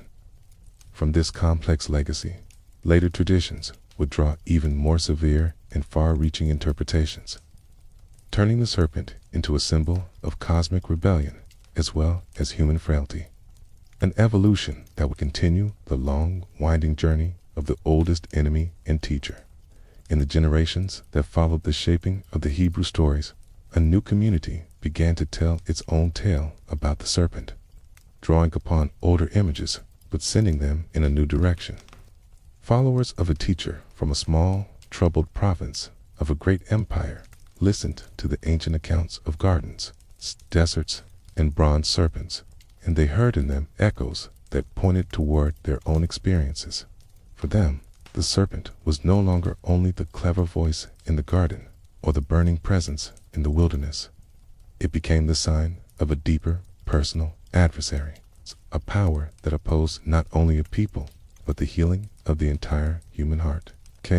These early believers saw their teacher as the one in whom old patterns were being quietly completed and overturned. When they read of the serpent in the garden, they did not see only a distant beginning. They saw the shadow of a force that still whispered in human thoughts, twisting trust into suspicion and turning desire toward self-exaltation. When they read of the bronze serpent lifted in the desert, they saw more than a strange remedy.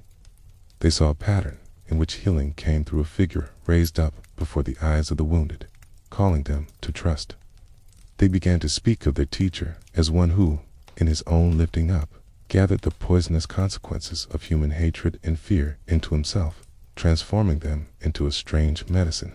The cross, in this vision, took on a paradoxical resemblance to the bronze serpent. It was an instrument of death that became a sign of life. Those who looked toward it with trust believed that something unseen happened within them, a healing of a wound that had begun long before their own individual stories. In this reimagining, the serpent of the garden and the serpent on the pole became threads drawn together into a single tapestry.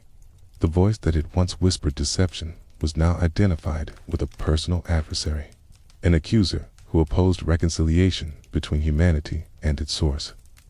This adversary, no longer simply a figure inside a story, was seen as moving through history, tempting, dividing, and ensnaring. The serpent thus took on a new name and a sharper profile as the enemy not only of one people, but of every attempt at genuine healing.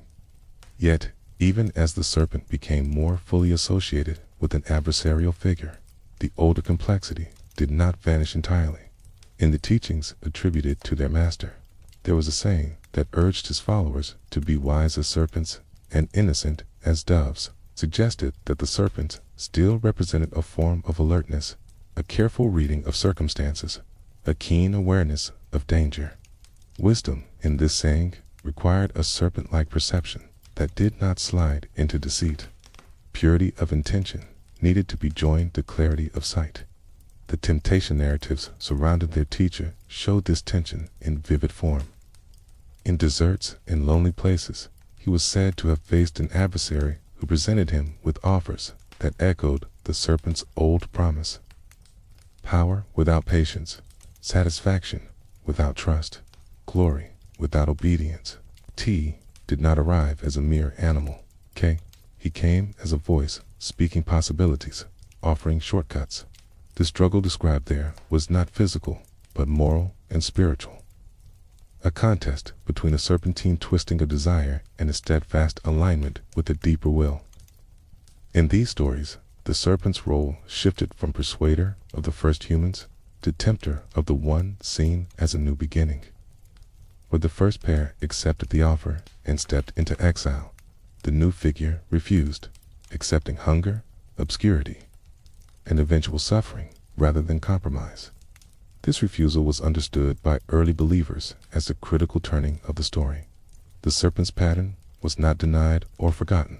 It was faced directly and rejected. The old enemy was not yet silent, but had met a boundary that it could not cross. The writings of early Christian thinkers pushed the serpent image further into a vast cosmic drama. They interpreted the ancient prophecy about the conflict between the serpent and the offspring of the woman as a long, unfolding struggle. The bruising of heel and crushing of head became for them symbols of a decisive but painful victory. They saw the crucifixion and the events surrounding it as the moment when the heel came down, when the serpent's apparent triumph in causing death became the very means of its defeat. Another set of visions, written in powerful symbolic language, described the serpent as a great dragon thrown down from the heights, the deceiver of nations who raged because his time was short. This dragon was explicitly identified as the ancient serpent, tying together the garden story, the wilderness episodes, and the current trials of the community into one grand narrative. The serpent was no longer only at the beginning, stirred at the center of history, stirring conflict, persecution, and corruption, yet destined to be restrained. This imagery sharpened the sense of spiritual warfare in the minds of believers.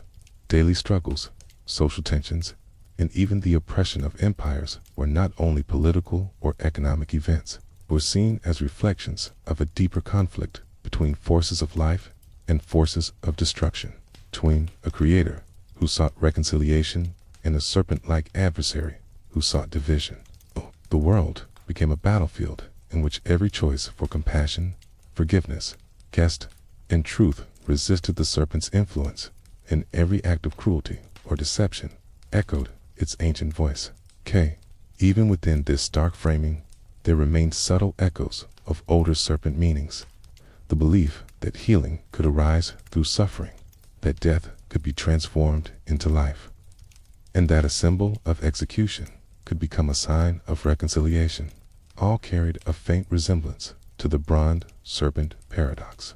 The very form of what had wounded became, under different conditions, a conduit for restoration. The serpent's capacity to be both enemy and unlikely teacher remained, though now it was often hidden under strong language about evil and its defeat. As the centuries moved forward and Christian communities spread into diverse cultures, the serpent's image continued to evolve. Preachers and teachers drew upon the serpent as a symbol of cunning temptation, warning their listeners against subtle sins. They compared gossip to serpent bites, lust to a coiled snake in the heart, pride to a dragon rearing its head. The serpent became the preferred shape for representing vices that did not announce themselves loudly, but slipped into the soul, quietly, twisting perception and desire. At the same time, some theologians reflected more carefully on the injunction to be wise as serpents. They suggested that there was a kind of holy craftiness, an ability to navigate a hostile world without naivety. This was not deception, but discerning awareness. It recognized that good intentions alone were not enough. One needed to understand the ways in which fear and greed worked in human affairs, and to respond with both gentleness and shrewdness. The serpent thus retained, in a small corner of Christian teaching, a positive association with thoughtful vigilance. In monastic communities that rose in deserts and remote hills, the serpent became a vivid image for inner struggle. Hermits who withdrew into solitude to confront their own hearts wrote of being tormented by thoughts and impulses that they described in serpent-like terms. These were not merely random distractions. They felt like living things that hissed, coiled, and struck at the quiet of the soul. The ascetic life was often portrayed as a continuous battle with these internal serpents.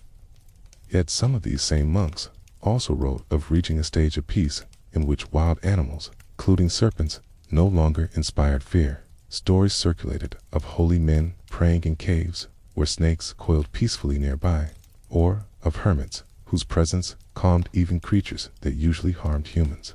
These tales, whether literal or symbolic, suggested that when the inner turmoil associated with the serpent was transformed, the outer serpent lost its power to wound. Again, the old pattern appeared. The enemy, once confronted and integrated, became less dangerous. Christian art absorbed and amplified these ideas. In mosaics, paintings, and carvings, the serpent appeared beneath the feet of saints, crushed under the heel of figures representing virtue and grace. In images of a woman clothed with the sun, standing on a crescent moon, a serpent or dragon often twisted below, subdued but still visibly present.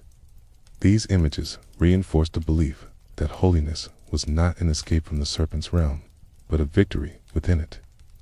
In some artistic traditions, the crucified figure himself was shown with the serpent wrapped around the cross or lying beneath it.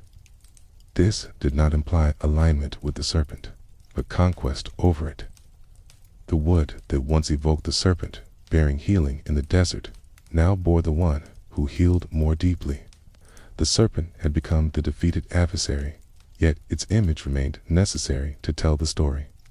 Without it, the sense of what had been overcome would fade. As Christianity mingled with the cultures of Europe, the serpent image drifted into new forms that would later become legends of dragon slayers and monstrous adversaries.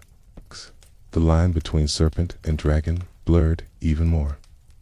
Great coiling beasts became the visible form of spiritual danger, monstrous embodiments of sin, heresy, or pagan chaos.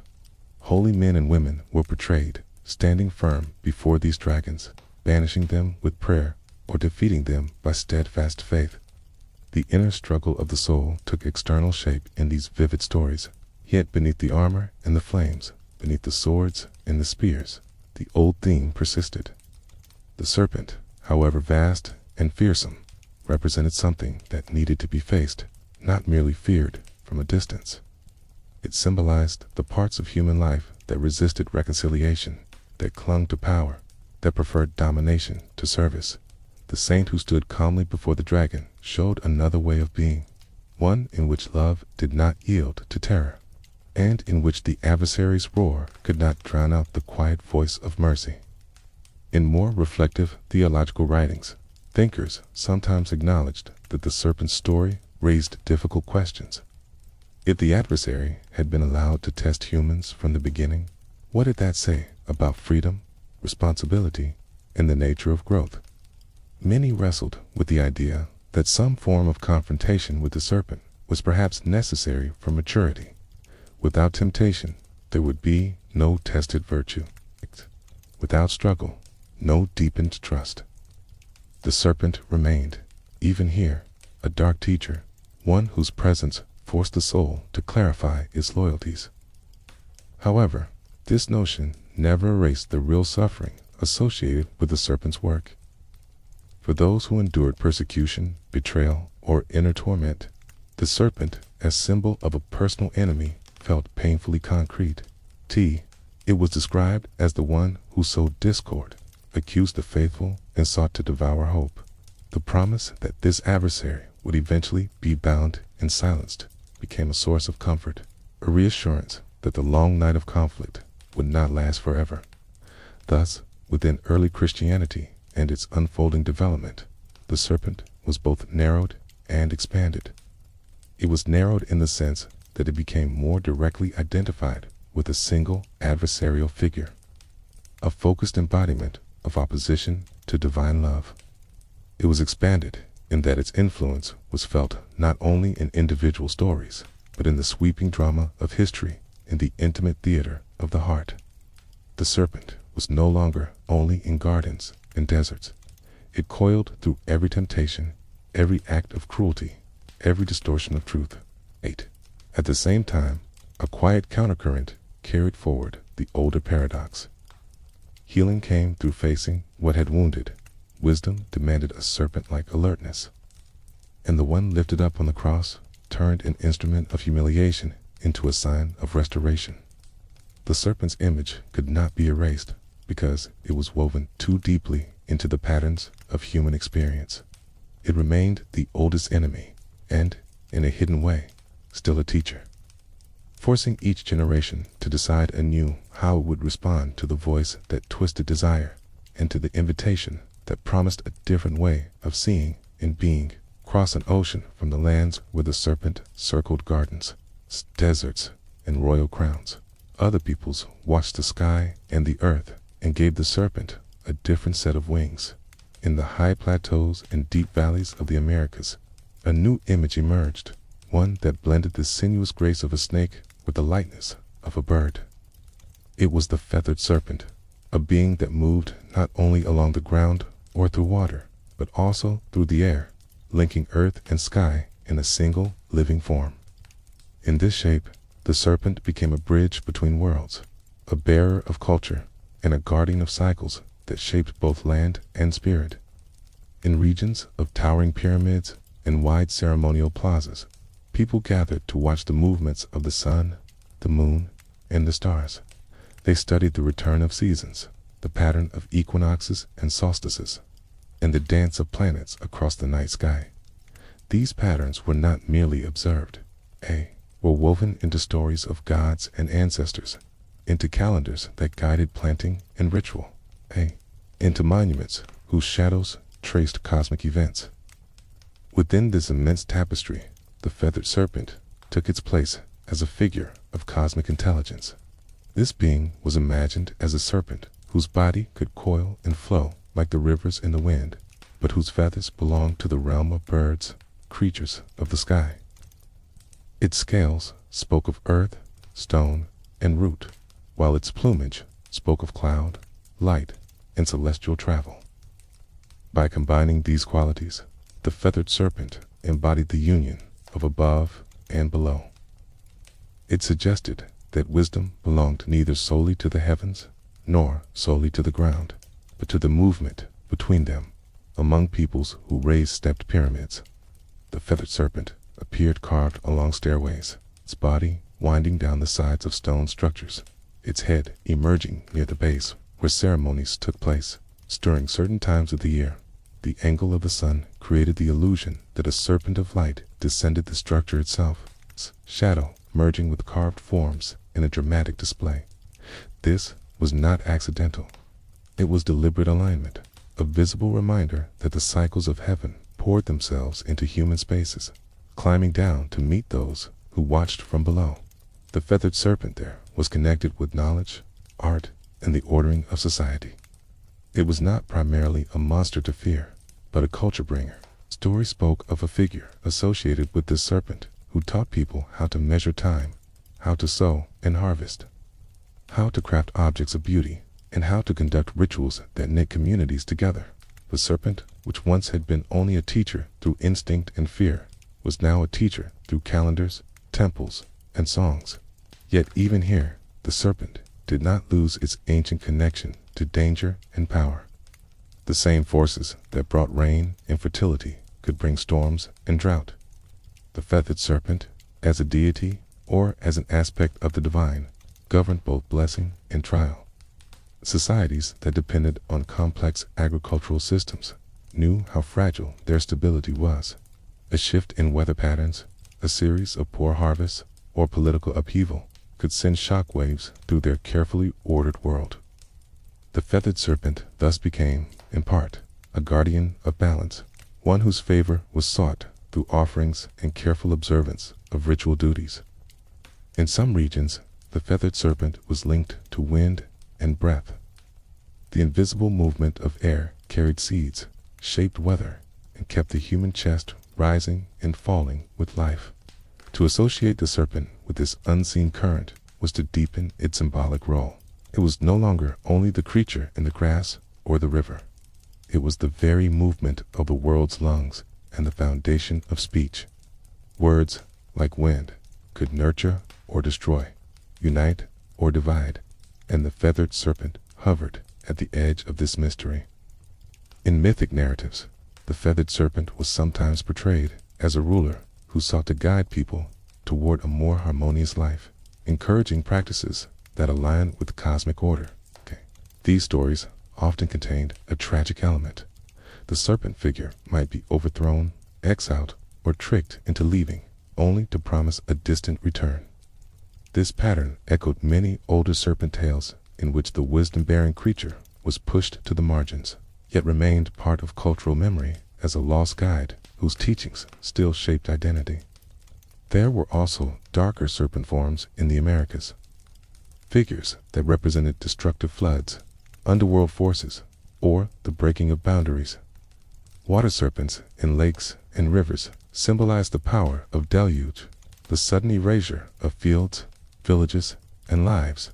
In some stories, serpentine beings lived in caves or beneath the mountains, shaking the earth when they moved, challenging human resilience. In these guises, the serpent reminded communities that creation and destruction were entangled, that life on earth was always contingent, always in negotiation with forces beyond control. Shamans and ritual specialists played a vital role in negotiating with these serpent powers. Through trance, dreams, and carefully guided ceremonies, they sought to journey into hidden realms where serpent beings resided. In scenes depicted on pottery, murals, and carved objects, human figures intersected with serpents in intricate ways. A person might emerge from the jaws of a serpent, or a serpent might emerge from a human mouth. These images suggested that the boundary between human and serpent consciousness could blur, that in altered states, the mind might enter serpentine pathways of vision. The shamanic journey was often imagined as a movement along a living path that coiled between worlds. Serpents were guides along this path, their bodies serving as bridges across gaps in reality. The feathered serpent, in particular, represented the possibility of traveling between earth and the sky realm, carrying messages, teachings, or healing power. The serpent's movement, both in art and in ritual imagination, became a map for inner and outer exploration. In communities where serpent motifs decorated clothing, jewelry, and tools, these designs were not mere decorations. They were portable pieces of cosmology. A woven band with a serpent pattern could signify protection, lineage, or a particular relationship to a local deity. Body paint that traced serpentine lines across limbs and torsos might have been used during festivals, battles, or rites of passage, granting the wearer a temporary identity as a participant in serpentine power. The human body thus became another space where the serpent's patterns could be inscribed. The feathered serpent's association with rulership was also visible in ceremonial regalia. Leaders might wear headdresses adorned with feathers and serpent imagery, their appearance echoing the composite nature of the sky serpent itself. By doing so, they visually claimed a connection to higher order, presenting themselves as intermediaries between the everyday world and the layered cosmos. The serpent's form, once again, served to show that true authority required the ability to navigate different realms of existence. Despite its elevated status, the feathered serpent remained close to the cycles of agriculture. Calendrical rituals tied to the planting or harvesting of crops often invoked its presence.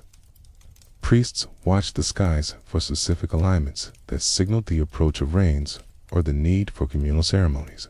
The serpent's image, carved in stone or painted in pigments that faded slowly in the sun, watched over these gatherings, a silent witness to the human attempt to live in harmony with vast environmental cycles. The dual nature of the serpent appeared here as well in a cycle of abundance and scarcity. There were years when the harvest was generous. Some people interpreted this as a sign that the feathered serpents smiled upon them, that the cosmic order was intact. There were other years when the land grew tired, the rains failed, or social conflicts shattered stability. In these times, the serpent's favor seemed withdrawn, and people asked what ritual, sacrifice, or change was required to restore balance. The serpent thus remained a living presence in collective reflection, a symbol through which communities measured their alignment with the rhythms of the world. Even in more intimate contexts, the serpent continued to weave through daily life. Children heard stories of serpent beings who punished disrespect or rewarded kindness. They learned to see snakes in fields not only as physical dangers, but as reminders of beings who watched unseen. They absorbed the sense that the world was densely populated with presences, and that the serpent, in its many forms, was among the oldest and most watchful of these. In some traditions, serpents were linked to the underworld, to the realm of ancestors and the dead. Burials might include serpent imagery, suggesting that the journey after death involved passing through serpent-guarded thresholds or traveling along serpent paths. The underworld was not always imagined as a place of punishment. It could be a place of transition and renewal, a realm where the dead joined older generations and where the seed of new life gathered strength. To associate serpents with this realm was to maintain their ancient role as guardians of transitions, mediators between endings and beginnings. The feathered serpent, with its ability to unite sky and earth, naturally connected also to ideas of rebirth. Just as serpents shed their skin, renewing their outer form, communities devastated by crisis dreamed of shedding old ways and emerging into a new order. Myths of departure and promised return, of gods or culture bearers who disappeared with a vow to come back, echoed this hope. The serpent, in these narratives, was never entirely gone. It's coiled in memory and expectation, holding the possibility of a future transformation. As time passed and empires rose and fell, the image of the feathered serpent persisted in stone, in codices, and in the stories that survived changing political and religious landscapes, even when new beliefs arrived from across the sea. Some of the old serpent meanings remained, sometimes hidden, sometimes woven into new forms. The serpent continued to signify deep knowledge, dangerous power, and the possibility of renewal. It remained a figure that could not be entirely erased, because it spoke to fundamental experiences: dependence on the earth, fear of natural forces, wonder at the sky, and the desire for a guiding wisdom. In the American traditions, the serpent showed once more its enduring versatility. It was a rainbringer, a storm rider, a culture founder, a guardian of treasure, a master of calendars, a guide for shamans, a ruler's emblem, and a symbol of underworld journeys. It combined feathers and scales, light and shadow, ascent and descent. It taught that wisdom was not static knowledge stored in a single place, but a movement between realms, a continual dialogue between what is above and what is below. Through the feathered serpent and its many relatives, the old archetype revealed yet another dimension. The serpent was not only the oldest enemy, nor only the oldest teacher. In these lands, it became a living axis around which communities organized their understanding of time, space, power, and transformation. Its coiled body did not simply threaten. It also encircled and protected, forming a path for the mind and the spirit to travel as they tried to understand the great layered world into which they had been born. In the vast lands that stretch across the African continent, from dense forests to open savannas, and from winding rivers to dry plains, the serpent moved with a familiar grace, yet spoke with a different voice. Here, people watched storms gather in the distance, lightning rip across the sky, and rainbows arch over the land after heavy rains. In these bright arcs and sudden downpours, they sensed a presence that bound water and light together. The serpent, in these places, did not only coil in the grass, it also stretched across the sky as a radiant, living bridge. In many traditions, a great rainbow serpent was said to dwell within rivers and lakes, rising into the sky when rains came, its curved body becoming the colored arch that joined earth and cloud. This serpent did not simply decorate the heavens. It governed transitions between dryness and fertility, between emptiness and abundance. When it moved, the land awakened, seeds responded, animals stirred, and people gave thanks that the invisible currents of life had turned in their favor again. Such a serpent was often seen as a creator or a guardian of creation. In some stories, it shaped the landscape itself, carving out riverbeds with its passage, hollowing valleys where its body rested, raising hills where it paused. The world did not appear as a random collection of forms, but as the imprint of a living, serpentine being whose movements had long ago given shape to the terrain. To walk across the land was thus to walk along the traces of this ancient serpent, to live on the marks of its journey. Water, in these cultures, held special significance. It was not only a resource, but a sacred element that connected communities to ancestors and spirits. Springs, wells, and rivers were meeting places between the seen and unseen. The serpent, as master of these waters, was honored and feared. People knew that water could nourish crops and bodies, but also that it could drown fields, sweep away homes, or vanish altogether. The serpent that ruled water embodied this double nature, blessing and testing the people with the same fluid power. A rainbow serpent was sometimes imagined as both male and female, or as a being that transcended ordinary distinctions. It could be fierce when boundaries were broken, yet generous when respect was shown. In rites of passage, particularly those that marked the transition from childhood to adulthood, the serpent often appeared as a hidden presence. Initiates might be led to places associated with the serpent, told stories of its creative and destructive acts, and taught rituals that affirmed their place within a living, serpentine cosmos. In some communities, sacred groves or rock formations were linked to serpent dwellings. People approached them with offerings and quiet speech, careful not to disturb what they believed lived beneath. A sudden illness, a drought, or an unexplained misfortune might be understood as a sign that the serpent had been offended or ignored. To restore harmony, elders led ceremonies that acknowledged the serpent's authority and renewed the community's commitment to walk with humility on the land that the serpent had shaped. The serpent was also closely tied to the idea of ancestry. In various traditions, ancestors did not disappear completely after death. They remained near, watching, guiding, and sometimes correcting their descendants. The serpent, with its ability to shed its skin and apparently renew itself, became a potent symbol for this continuity.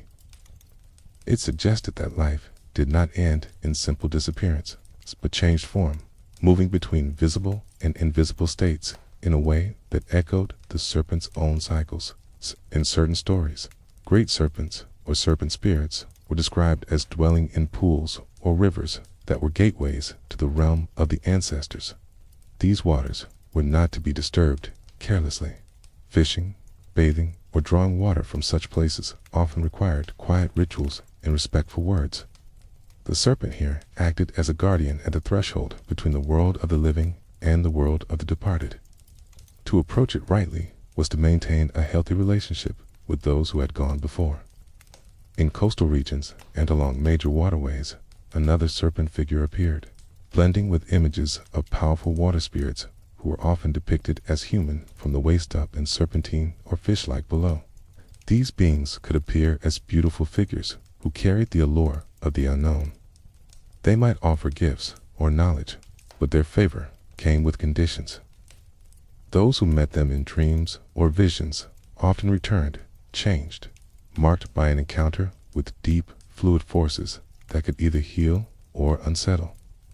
Such water spirits, sometimes associated with serpents or accompanied by them, became symbols of wealth, charisma, and spiritual power. Traders, healers, and leaders might claim connection with these beings, explaining their success as a sign of the serpent spirit's blessing. At the same time, tales warned of the dangers of pride and greed in dealing with such powers. The serpent, once again, taught that gifts from the deep came with responsibilities, and that misusing them could bring ruin. The serpent also appeared in divination practices.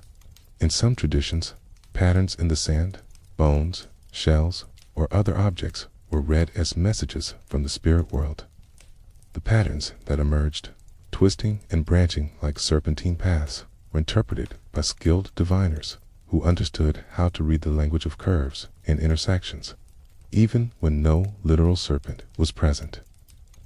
The underlying logic of these practices mirrored the serpent's movement, indirect, winding, and rich with hidden connections.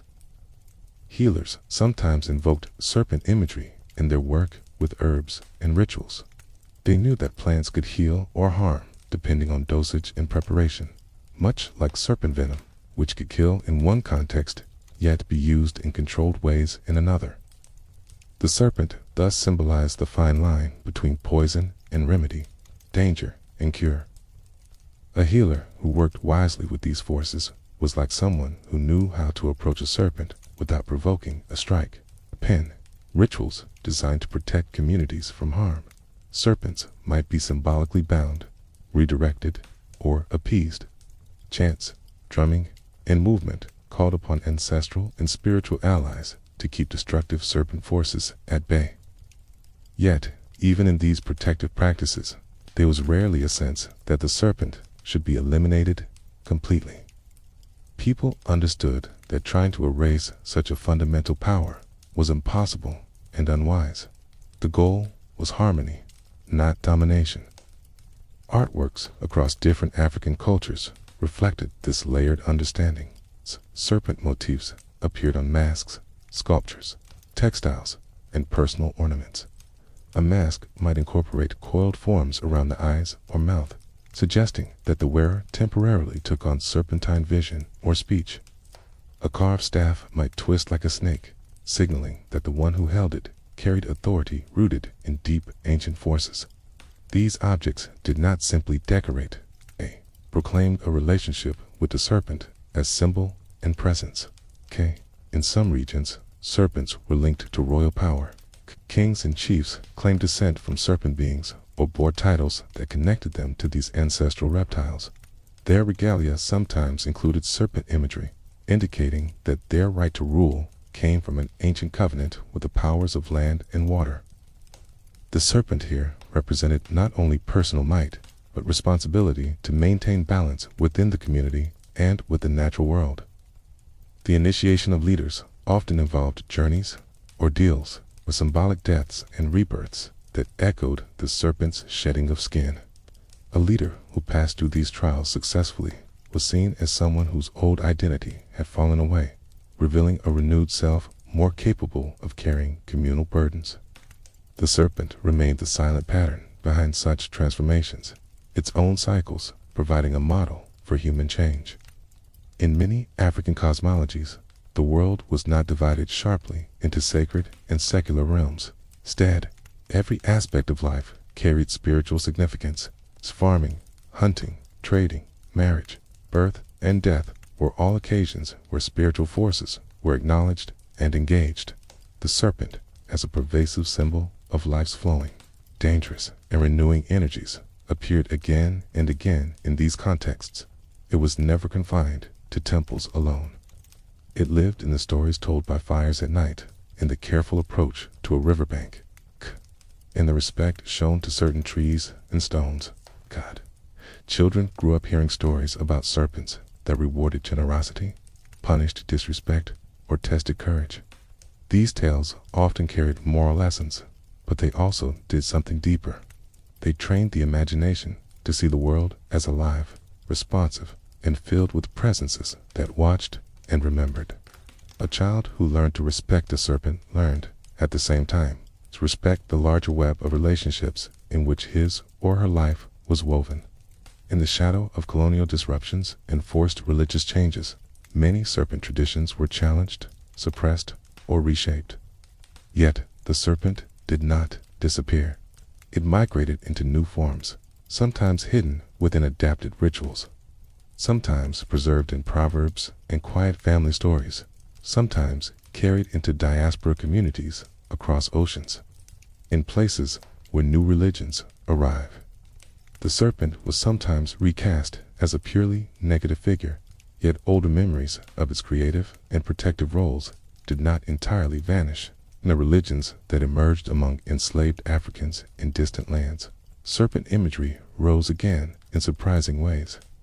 Spirits associated with serpents and water crossed the ocean in songs, dances, and whispered names. In new soils, under harsh conditions, these spirits took on new forms, blending African, European, and indigenous elements. The serpent remained a symbol of resilience, memory, and hidden protection for communities who had been torn from their homes. Throughout these long histories, the serpent in African and African diasporic traditions continued to hold a central paradox. It was at once the oldest guardian of water and the tester of human humility. It was the foundation of landforms and the flicker of a rainbow.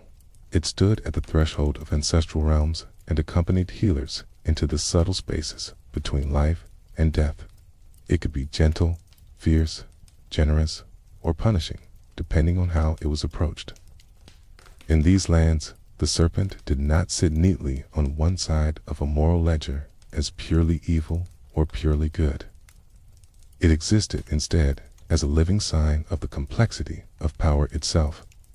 It showed that forces which sustain life can also threaten it, that transformation demands risk, and that the deepest wisdom comes from acknowledging relationship rather than claiming control.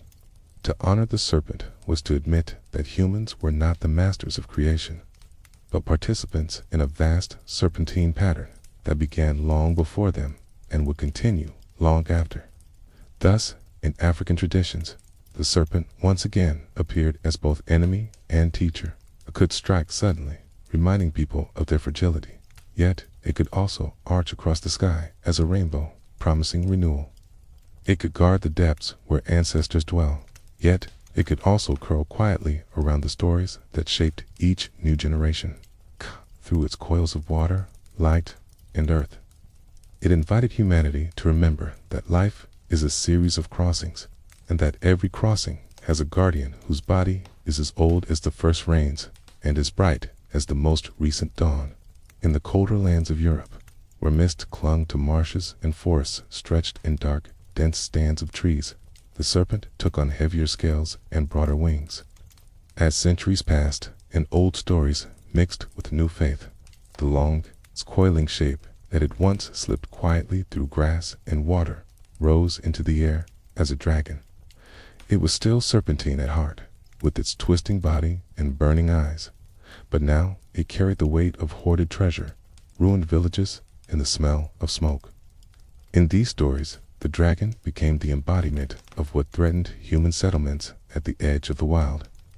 People who lived near forests and mountains knew how fragile their safety was. A failed harvest, a harsh winter, or the sudden arrival of raiders could erase years of careful building. They gathered in small communities around churches or older sacred places, and at the edges of their maps they placed dragons. The unknown, the untamed, and the terrifying were drawn in serpentine form, often with wings, claws, and flaming breath. The dragon was not simply an animal, but a condensed picture of chaos pressing against the border of the known world. Yet, even before crosses rose over stone altars, older memories clung to these serpent forms. In ancient tales, great worms or dragons coiled around burial mounds and sacred hills, guarding gold that had been buried with kings and warriors. They did not simply steal treasure. They lay upon it with the stillness of time itself, as if their long bodies measured the distance between generations. Anyone who tried to reclaim what lay under their coils had to face something more than greed. They had to face the past, its unresolved debts, and its hidden curses. In one well-known tale, a hero who had already faced many dangers encountered such a dragon in his old age. The dragon had been disturbed by theft from its hoard, and in its anger burned fields and halls, threatening the very community the hero had long protected.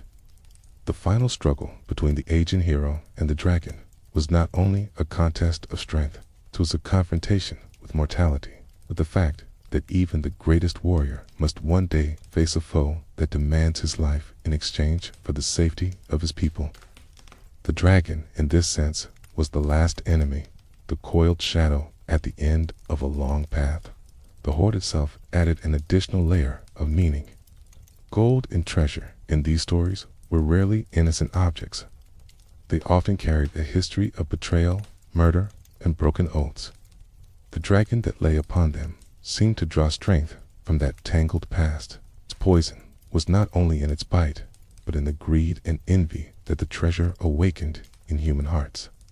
To slay the dragon and take its gold was therefore dangerous, not only physically, but morally.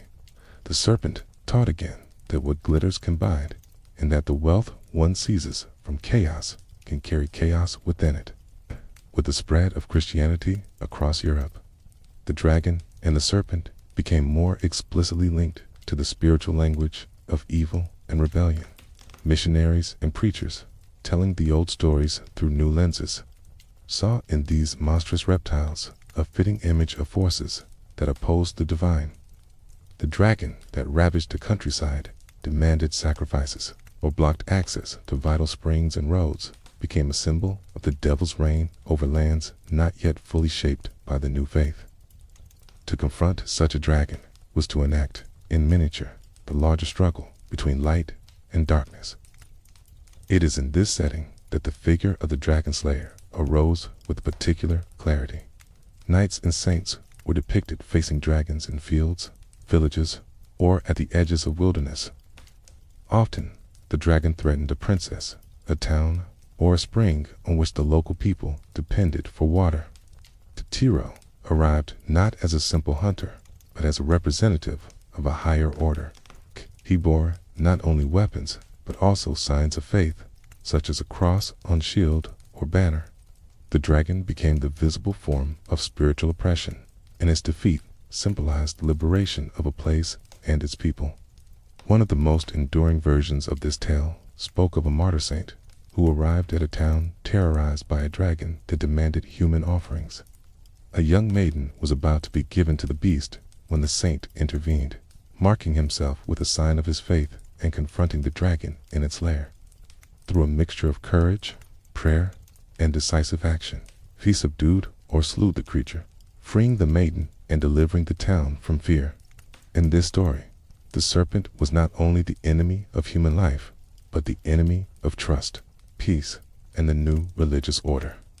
These stories were told again and again, carved into church walls, painted on panels, and sung in ballads.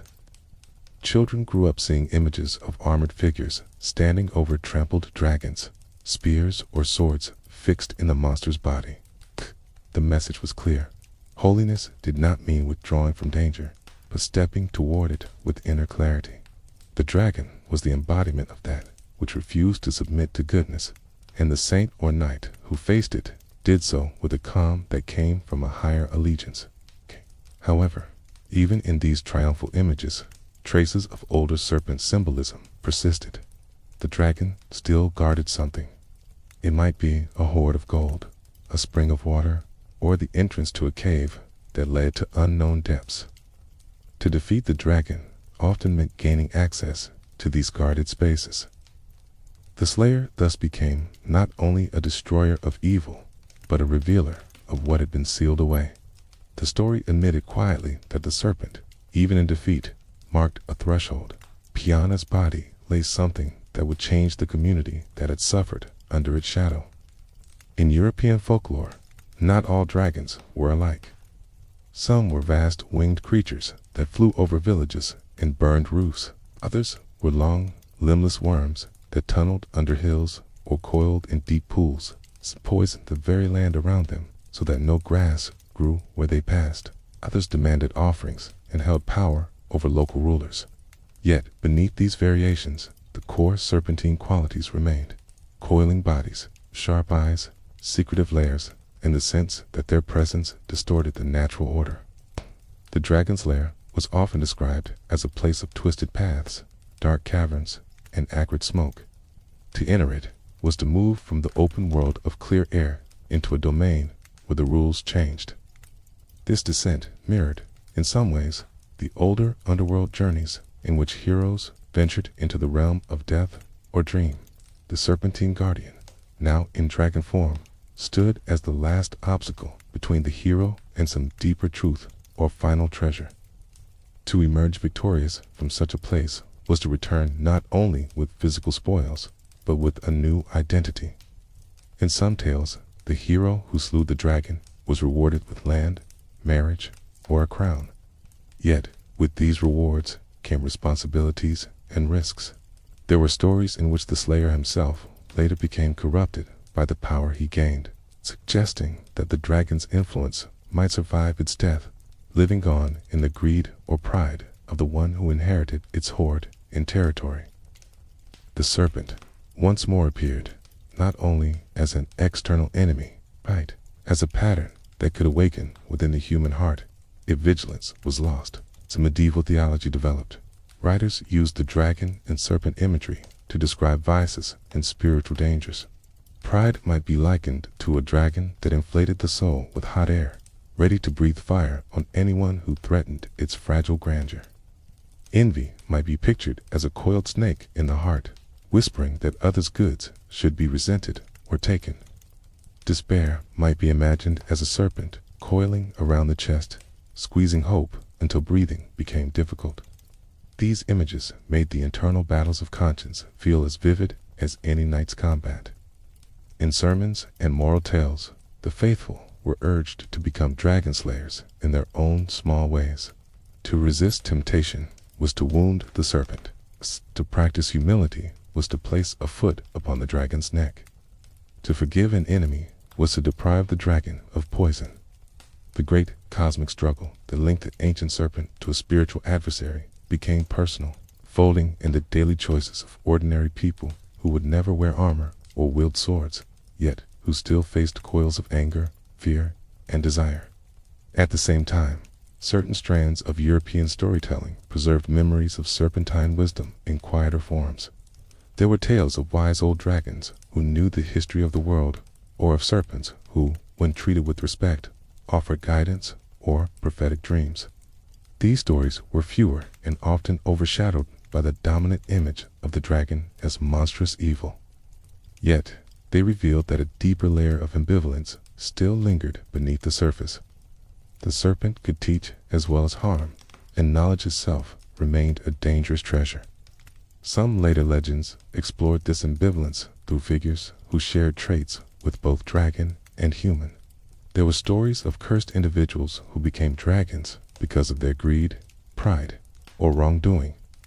Their transformation into serpentine form symbolized the way unchecked vice could devour a person from within, turning them into a creature feared by others and tormented by isolation. In these tales, the dragon was not simply an alien monster, but the ultimate consequence of giving in completely to the serpent's whisper. In the architecture of castles and cathedrals, dragons and serpents wound their way into stone and wood. Gargoyles with scaled bodies perched on corners, their mouths open as if spewing water or fire. Carved capitals showed knights fighting coiled reptiles at the tops of columns, even in places of worship where the dragon's defeat was celebrated. Its image remained everywhere, reminding worshippers of the unseen dangers that still lurked in thought and desire. The serpent, once more, could not be forgotten. As Europe moved slowly toward new intellectual horizons, the literal belief in dragons began to wane, but their symbolic power did not. Scholars began to see dragons as metaphors for the unknown forces of nature or for territories not yet explored. Artists and poets reimagined dragons in more complex ways, sometimes as noble or tragic beings, sometimes as embodiments of the mysteries that reason sought to understand. The serpent that had once been simply the enemy of the saints became, in some cases, a figure that invited reflection on what humanity feared in itself.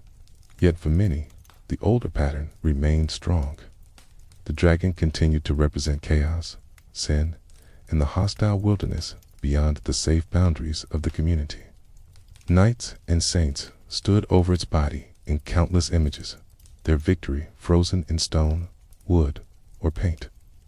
The serpent's role in Europe, reshaped by Christian thought, had crystallized around the idea of a final enemy that must be subdued for true order to reign. Still, beneath the clang of armor and the bright colors of battle scenes, the deeper, older story continued to whisper. The dragon guarded thresholds. It forced the hero to grow, to confront fear, and to choose between cowardice and courage. The treasure it lay upon was never only gold, but also insight and transformation. To face the dragon was to face what was most frightening, both outside and within. To emerge from that encounter changed was the quiet lesson that could still be heard, even in a world that named the serpent the great adversary. Thus, in the lands of castles, forest, and mist, the serpent once again split into enemy and teacher. As a dragon, it burned, devoured, and terrified. As a symbol, it marked the passages that led from childish safety to tested maturity, from unexamined faith to resilient conviction. Its defeat became a central image of holiness. Yet, the journey to that defeat still carried the old truth, that no one could claim wisdom without first standing before the coiled, winged serpent at the edge of the known world and choosing, with trembling hands, how to act. In quiet chambers lit by oil lamps and flickering candles, the serpent returned once more, this time coiling through glass vessels, diagrams, and secret texts. Men and women who called themselves seekers of wisdom gathered around tables crowded with retorts, alembics, and carefully labeled powders. To outsiders, they appeared to be chasing the impossible dream of turning base metals into gold. Yet, to those within the circle, the metals in the furnaces were also mirrors. They believed that every transformation in the flask reflected a transformation waiting in the human soul. Within this world, the serpent did not simply slither across the margins of myth. It circled the very heart of the work. Alchemical manuscripts showed a serpent biting its own tail, forming a perfect ring. Around it, scribes wrote phrases that hinted at eternity, unity, and the hidden cycle of creation and dissolution. This serpent, the Ouroboros, did not threaten or devour the world. It consumed itself and was sustained by that very act, a symbol of a universe that continually dies and is reborn. The Ouroboros brought together many earlier meanings. It carried the Egyptian sense of time as a circle, the Near Eastern memory of primordial waters, and the philosophical idea that opposites meet where they appear to differ most. In its coiled body, the alchemists saw the union of beginning and end, above and below, spirit and matter. To contemplate this serpent was to contemplate the possibility that nothing was ever truly lost, only changed in form, like metal shifting from dull to bright within the furnace. Alchemists spoke of stages in their work, phases with names that sounded like inner moods. There was the blackening, in which matter appeared to die, to rot and decay in the sealed vessel. There was the whitening, when new clarity emerged, pale and fragile. There was the reddening, when the work reached a kind of completion, glowing with hidden fire. The serpent in these images often wrapped itself around vessels or rose from the substances within. It symbolized the inner principle that moved through these changes, the secret life of the matter that mirrored the secret life of the heart. Sometimes the serpent appeared not alone, but doubled. Two serpents wound around a staff or a winged rod, facing one another in a delicate balance. This image, inherited and transformed from older cultures, came to represent the reconciliation of polarities. One serpent might be drawn light and the other dark, one solar and one lunar, one active and one receptive. The staff between them suggested a central path, a way of holding tension without breaking. For those who studied such symbols, the paired serpents spoke of the need to unite reason and intuition, body and spirit, in a higher harmony. The language of alchemy often seemed deliberately obscure.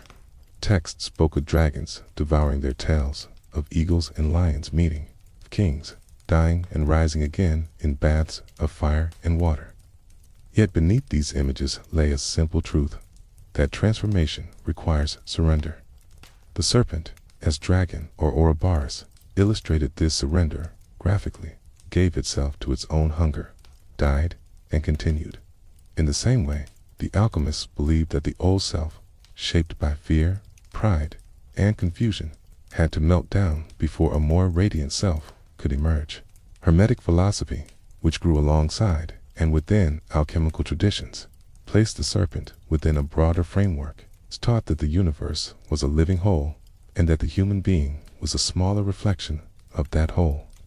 The famous saying that what is above is like what is below resonated deeply with serpent symbolism.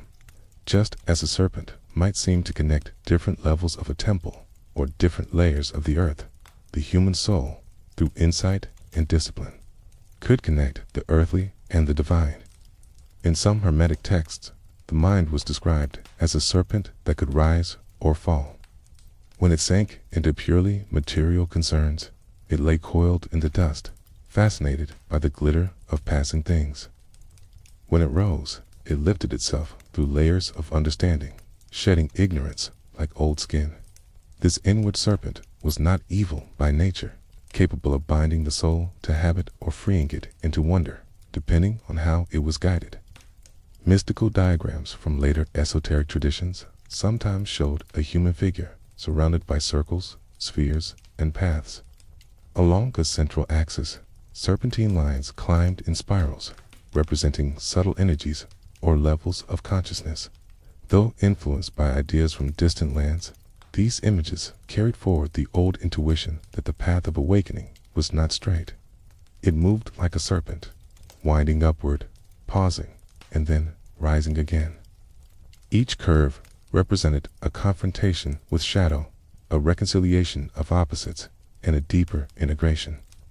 The fire used by alchemists, carefully tended in furnaces and lamps, became associated with the serpent force as well.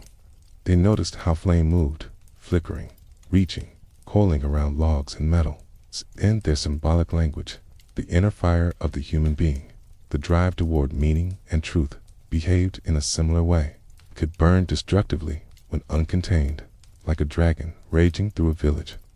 It could also be gathered and directed, like a serpent that knew when to strike and when to rest. Esoteric writers spoke of a secret serpent that slept within every person, a latent power that, if awakened wisely, could illuminate the understanding. They warned that such awakening was not a toy. Without ethical grounding and humility, the same energy could intensify pride or imbalance. Again, the serpent appeared as both danger and promise. It was the force that could lift the seeker toward clarity or pull the seeker into deeper delusion, depending on intention. Chemical allegories often personified the different aspects of the work as king, queen, bird, or beast. A serpent, sometimes shown as a winged dragon, sometimes as a simple snake, frequently played the role of guard or threshold keeper. It coiled around the tree of metals, around the sacred spring, or around the philosopher's stone itself. Te, imagined as a substance that reconciled all opposites, lay beyond the serpent. To reach it, the seeker had to learn not to flee from the serpent, but to understand it, to see what it guarded within. In some stories, the serpent in the vessel devoured other symbols, only to be transformed itself. It ate the lion and became radiant, or it consumed the bird and gained wings. These strange images sought to express the idea that the deepest part of the self, the inner serpent energy, had to assimilate and unify all other parts. Aggression, tenderness, intuition, thought, desire, and restraint all needed to be accepted, purified, and woven together. The serpent in these tales was not destroyed, but ennobled, rising as a dragon of light, rather than a creature of shadow. The Ouroboros especially captured the imagination of those who felt that time was not a chain of accidents, but a meaningful spiral. They saw in its circular form not only the repetition of seasons and ages, but the possibility of growth within repetition. Each turn of the circle could be slightly higher than the previous one, like a serpent coiling upward rather than horizontally. The same experiences could return, but the soul meeting them might be more aware, more compassionate, more free. Esoteric traditions that blended alchemy, hermeticism, Cain, and mystical interpretations of older religions often used serpent imagery to describe stages of initiation. The first encounter with the serpent might be frightening, as old patterns of thought and identity began to dissolve. Later, the serpent might appear as a guide in dreams, offering symbols rather than instructions. At a deeper level, the seeker might come to see the serpent not as something separate, but as a part of the self that had always moved just beneath conscious awareness. In quiet meditation, some practitioners visualized a serpent of light moving through their inner world, illuminating forgotten corners, bringing old wounds to the surface, and wrapping itself gently around parts of the self that had been rejected. The image was not meant to encourage fantasy for its own sake, but to give shape to the experience of inner transformation. The serpent, coiling and uncoiling in the imagination, helped the mind accept that change is rarely linear and never entirely comfortable. Groups dedicated to symbolic and spiritual exploration took the serpent as an emblem of wisdom that speaks indirectly. They understood that certain truths cannot be grasped by straightforward explanations. They must be approached through stories, images, and lived experience. The serpent, which rarely moves in straight lines, provided a perfect symbol for such truths. It taught that the path to understanding often involves detours, returns, and small circles that eventually reveal a larger pattern. At the center of many esoteric teachings lay the conviction that matter itself was not dead. It was alive with hidden intelligence, waiting to be liberated or recognized. The serpent, always close to the earth, became a messenger of this truth. It reminded the seeker that enlightenment was not found by abandoning the body or the world, but by transforming the way one inhabited them. The philosopher's stone, the dreamed of goal of alchemy, was then not only a substance, but a state in which the radiant spirit of the serpent and the grounded body of the earth were fully reconciled. Thus, in alchemy and the wider esoteric traditions, the serpent came home to some of its oldest roles. It encircled the cosmos as Ouroboros, rose as dragon from the heated vessel, wound itself around staffs and trees, and slept as a hidden fire within the spine and the soul. It could poison or heal, bind or liberate, conceal or reveal. Above all, it showed that true transformation is a coiling journey, not a straight climb, and that the oldest enemy has always been, in a deeper sense, an old teacher asking whether we will fear its presence, or learn to understand the wisdom folded in its endless curves. When human beings began to look inward with the tools of modern science, the serpent appeared again in places no one had expected. Instead of coiling around trees or slipping through grass, it showed itself in microscopes and brain scans, in equations and field notes. The old symbol that had once haunted caves and myths now emerged from glass slides and mathematical models. It was as if the serpent had followed humanity into its most rational spaces, waiting patiently inside the very structures that were being measured and named. In laboratories, scientists examining the building blocks of life discovered a delicate, twisting ladder hidden within cells. Two strands curled around one another, joined by rungs of paired molecules. The shape was not exactly a serpent, yet the double helix carried a familiar, sinuous elegance. It curved, wound, and spiraled in a way that reminded some observers of two entwined snakes. This structure, so small that it could never be seen with the naked eye, held the instructions for building bodies and minds. They learned that this helical form, this coiling code, stretched and compressed inside the nucleus of each cell. When a new cell formed, the twin strands separated and copied themselves, like two serpents parting and then each finding a companion. The pattern repeated again and again, and out of these repetitions, organs formed. Limbs grew and nervous systems took shape. The very continuity of life depended on this spiraling dance. Long before humans told stories of cosmic serpents, a quieter serpent had been at work in their own biology. The double helix did not merely carry information. It also remembered. It held traces of ancestors, of countless generations whose bodies had faced hunger, cold, danger, and change. Mutations, like tiny missteps in the serpent's movement, left marks that endured. Some of these marks brought illness or fragility. Others brought advantages that helped certain lineages survive. The coiled strands inside each living cell thus contained a deep, silent record of adaptation and loss, a history written in the curves of chemical bonds. As the study of the brain matured, researchers found that humans possessed unusually fast reactions to certain shapes in their environment. Set a person in front of a screen and flash images for fractions of a second, and the nervous system would respond more quickly to the sight of a snake than to many other forms. Even those who had never met a snake in life showed this rapid, automatic reaction. The body tensed, the heart rate shifted, and the tension sharpened. Something in the brain recognized the serpentine shape before conscious thought had time to form words. This finding suggested that the serpent's role as teacher of fear was not only mythic, it was carved into neural pathways shaped by evolution. For countless generations, those who noticed serpents quickly had a better chance of living long enough to have children. Their nervous systems passed forward a bias, a readiness to respond. The serpent, thus, had helped sculpt the architecture of perception itself. It had taught the human brain what to prioritize when scanning the world for danger. Other experiments showed that this sensitivity was not limited to living snakes. Curving, zigzagging patterns also caught the eye and sometimes triggered unease. Human beings seemed to be tuned to lines that might indicate something that could strike from the ground. Art and design, often unknowingly, invoked this reaction.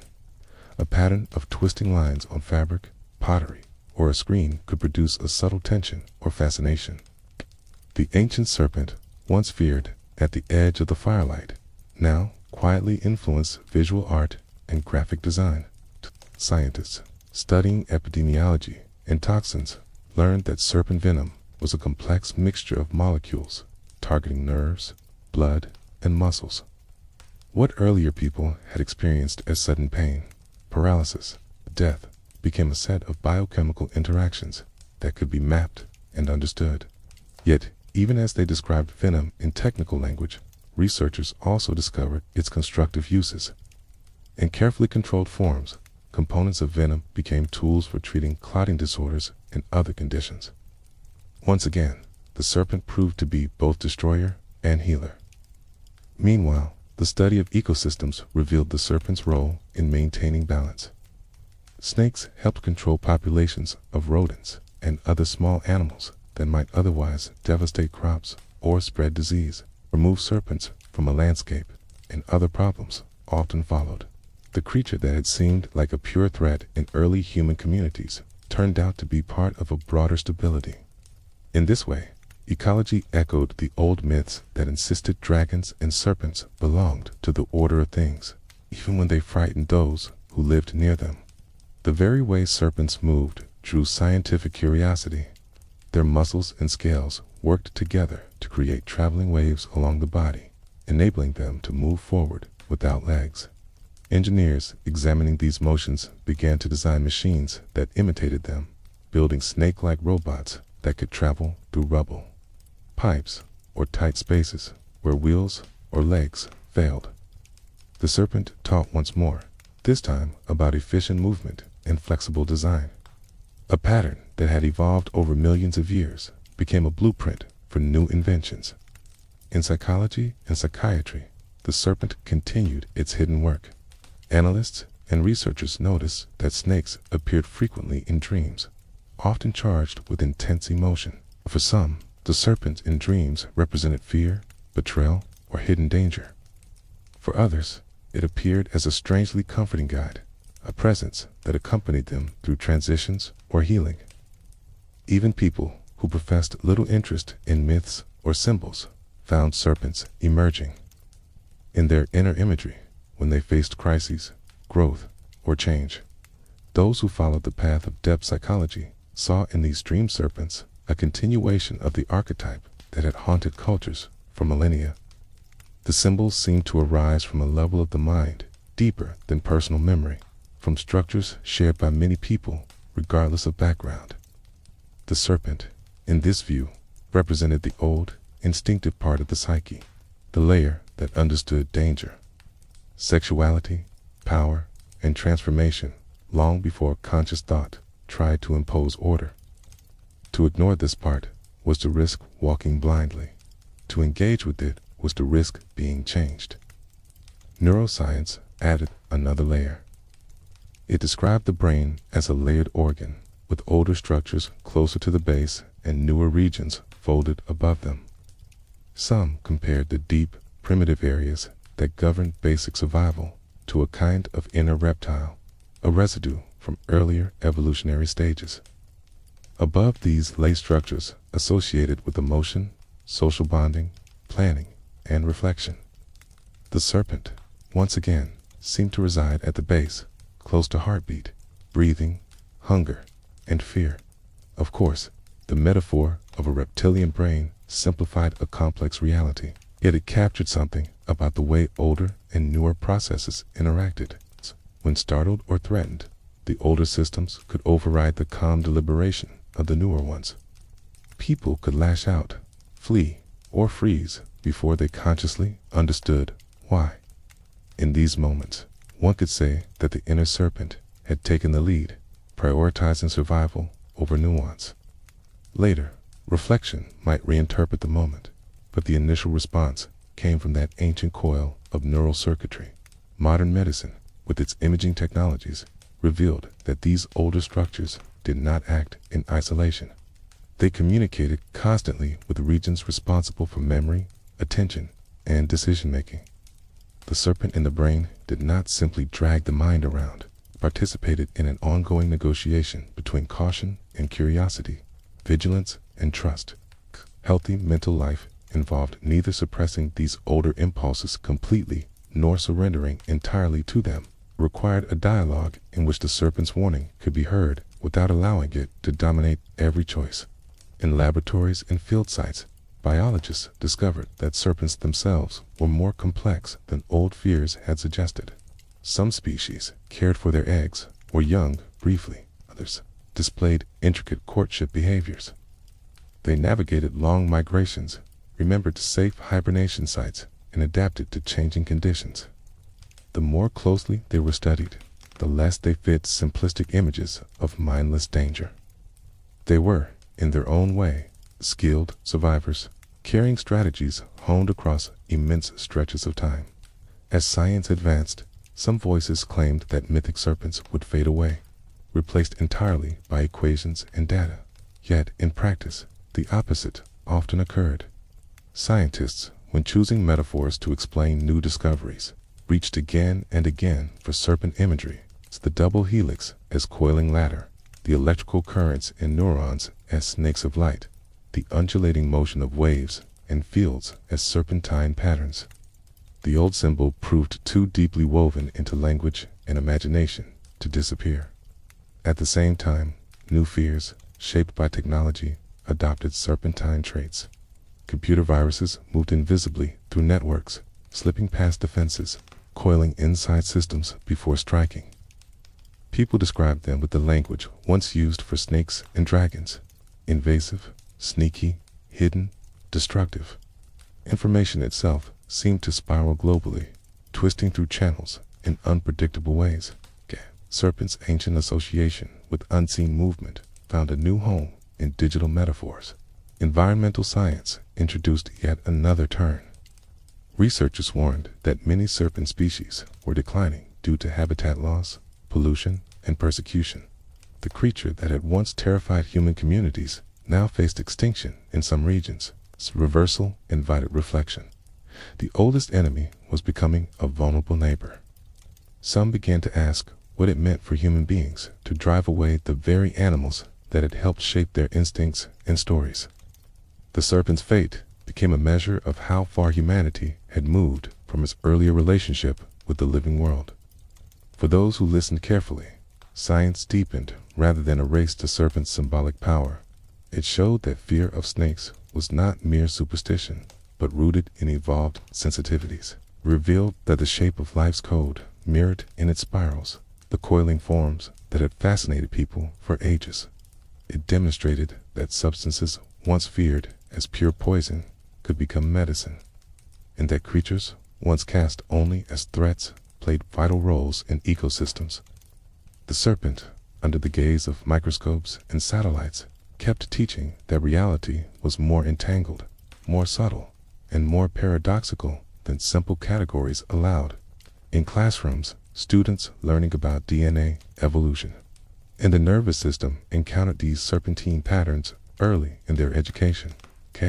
They saw diagrams of double helices, of neural pathways looping and branching, of population curves rising and falling like waves.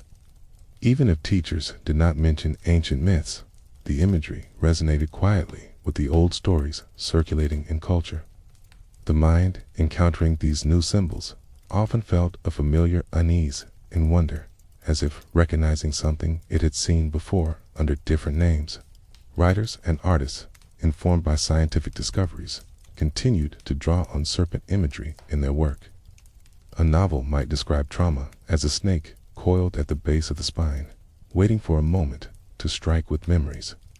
A poem might speak of love as twin serpents winding around one another, inseparable, yet always slightly apart. A film might show a luminous snake of energy moving through space, representing connections between people or events. In each case, the serpent carried into contemporary art the weight of both biology and myth. Thus, as science peered ever more deeply into cells, brains, and ecosystems, it did not banish the serpent. Instead, it found the serpent's shape and logic embedded in the very structures it described. The old teacher had simply moved indoors, into test tubes and scanners, into statistical models and computational networks. It continued to whisper lessons about fear, adaptation, transformation, and balance. It reminded humanity that beneath the numbers and diagrams, there remained a world of living forms whose patterns echoed the earliest lines ever drawn on cave walls. The serpent that once waited outside the circle of firelight now coiled inside molecular diagrams and neural maps.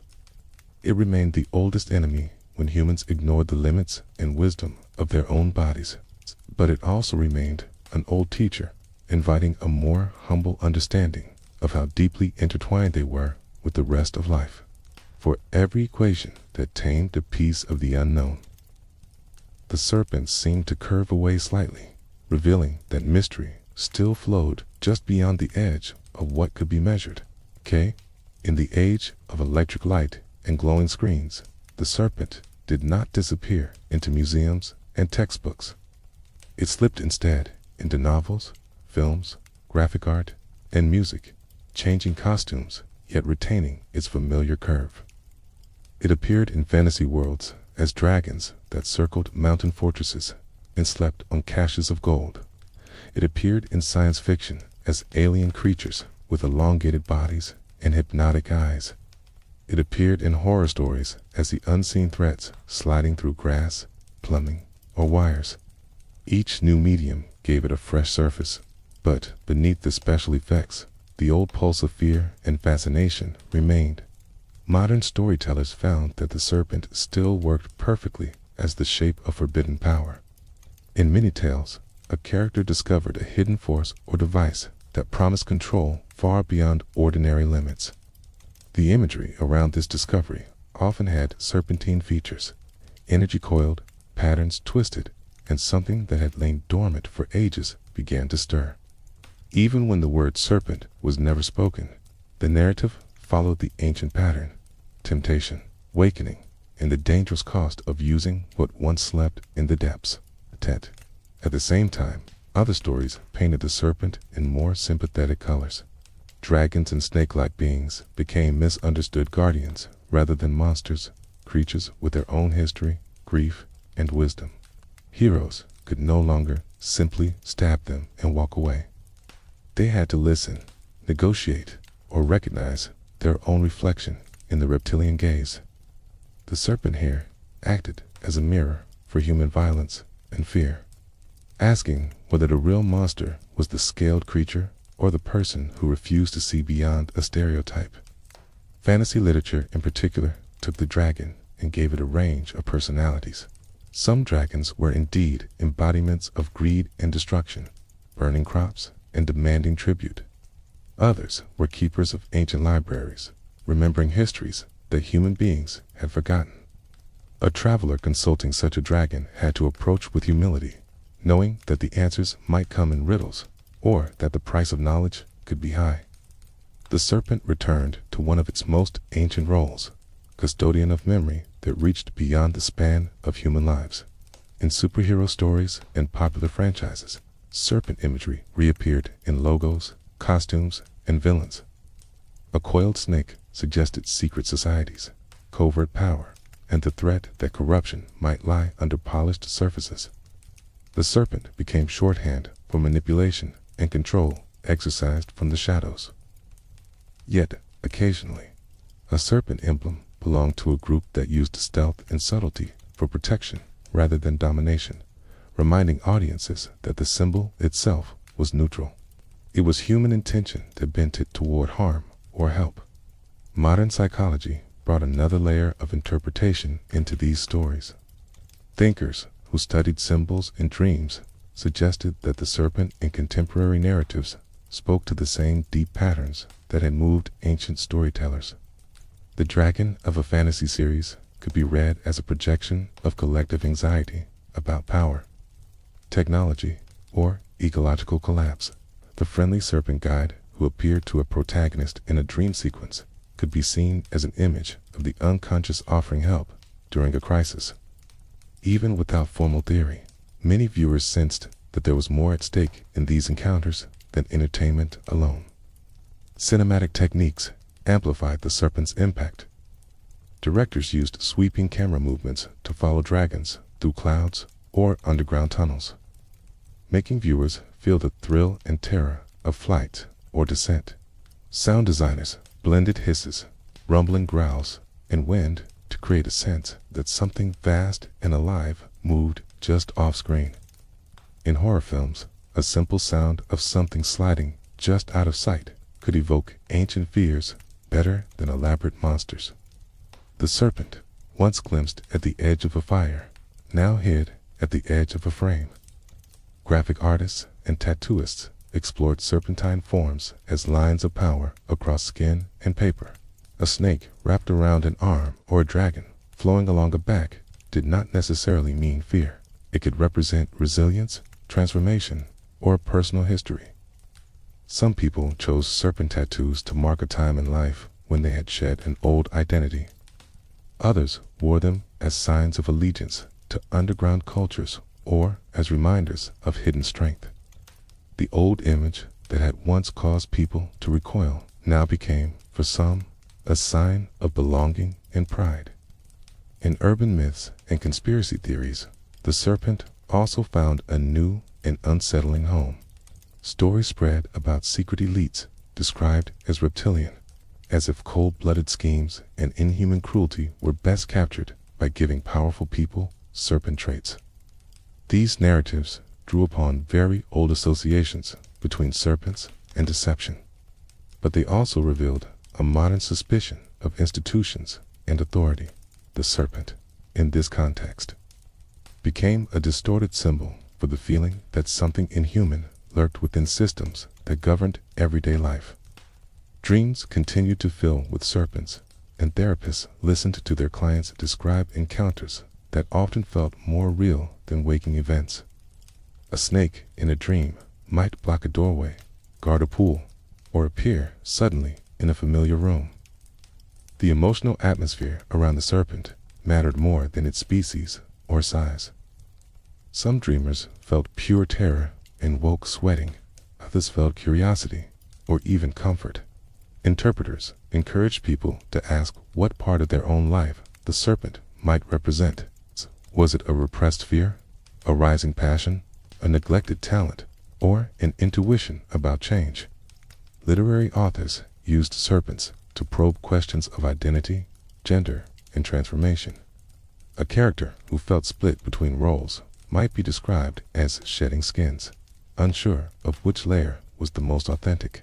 Another might feel a snake coiling in the gut whenever anger or desire surged. Recognizing that something powerful moved inside that could either destroy relationships or energize needed change.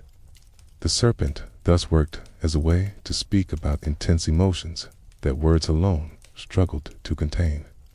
In environmental writing, serpents and dragons became emblems for the forces that human beings had tried to dominate. Some authors imagined the earth itself as a sleeping dragon disturbed by industrial activity, its shifting meaning, earthquakes, storms, and rising seas. Others wrote of real snakes as barometers of ecological health, their absence signaling that habitats had been damaged. The serpent, once blamed for threatening human survival, now appeared as the one threatened by human excess.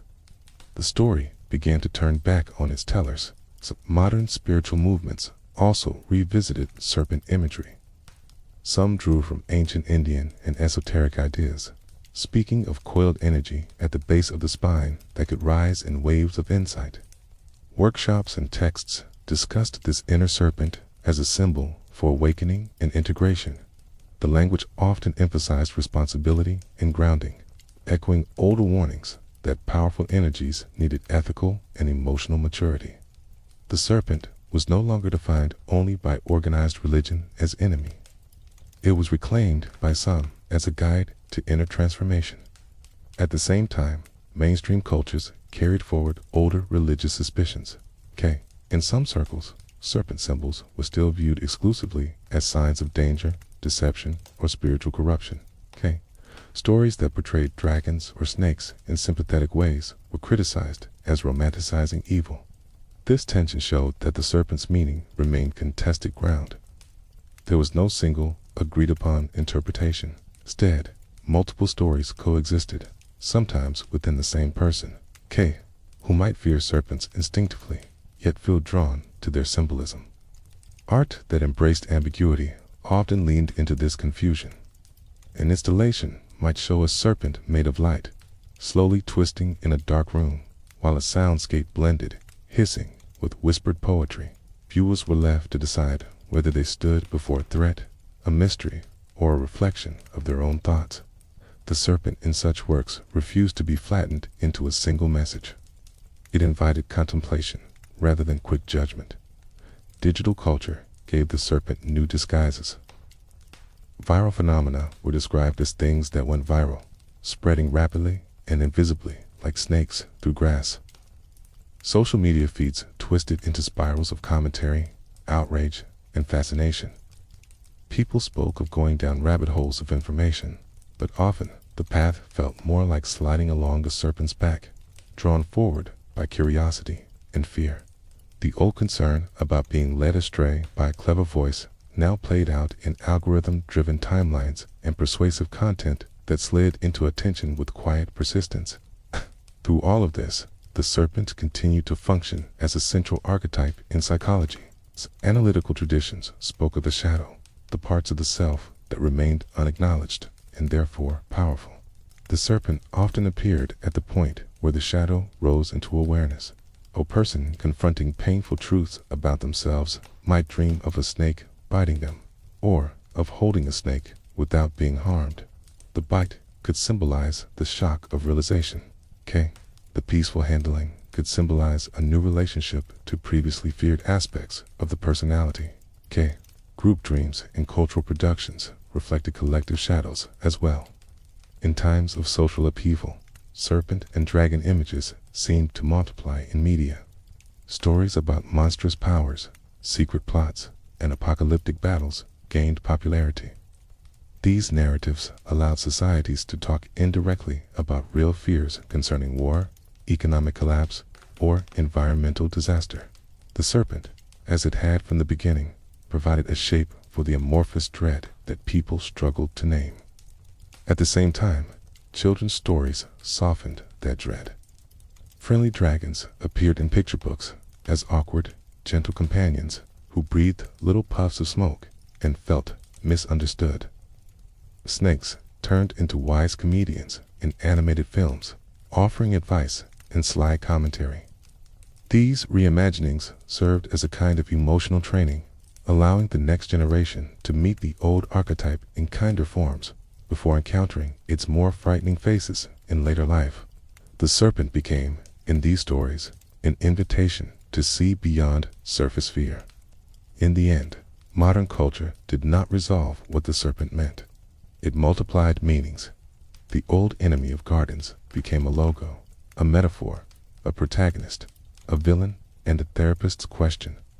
The old teacher of caution became also a teacher of transformation, of the need to shed, renew, and move with subtlety in a world of constant change.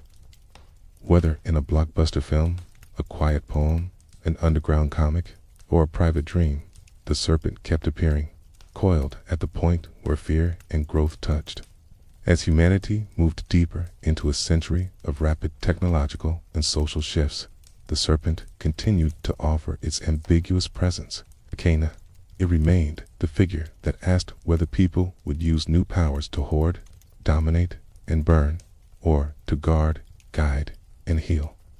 It appeared whenever someone stood at a threshold, tempted to grasp more control, or invited to accept a wiser limitation. It reminded anyone who paid attention that the oldest stories were not gone. They had simply migrated into new forms, each curve of the serpent's body tracing age-old questions in fresh light. If you close your eyes and follow the long path of the serpent through all the ages, you notice something strange. For all the different names, costumes, and fears, it has always gathered itself around the same places. It appears whenever human beings stand at an edge, hesitating between one way of living and another.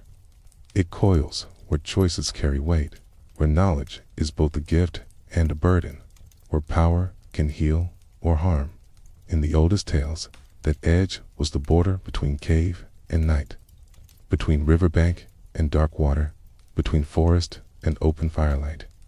The serpent waited there as a real animal, quick to strike, demanding respect and distance. Out of that simple encounter came a lesson about vigilance and humility.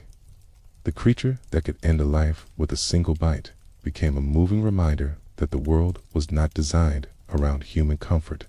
As imagination grew, this lesson expanded. The serpent sank into primeval waters as chaos rose around cosmic trees as guardian, wrapped itself around crowns as symbol of authority, and slept under mountains as dragon. Each form added another layer of meaning. The same coiled shape taught that order rises out of danger, that thresholds are never unguarded, and that no treasure is free from risk. Later, the serpent approached more quietly in the form of questions. In a garden story, it did not roar or threaten. It simply twisted a command into a suggestion, a boundary into an invitation. The bite that followed was not on flesh, but on trust, on the delicate bond between receiving life as a gift and grasping for control. Yet, even there, the serpent did not disappear when judgment fell. It remained in the image of a bronze figure raised above a suffering crowd, a likeness of the very thing that wounded them. Healing required wounded people to look at what they feared, to lift their eyes from the pain and see a pattern that lay beyond their own mistakes. The serpent, once the symbol of fall, became for a moment the symbol of restoration. In other lands, it coiled under meditating sages, lifted its hood as shelter from rain, and slept at the base of the spine as a metaphor for untapped energy. There, it did not whisper temptation, but supported stillness and awakening. It reminded seekers that instinct and body were not enemies of the spirit, but foundations that needed understanding and care. The serpent taught that ascent without roots was fragile, and that genuine elevation began in the depths, where dragons flew as bringers of rain and signs of royal duty. The serpent revealed yet another face.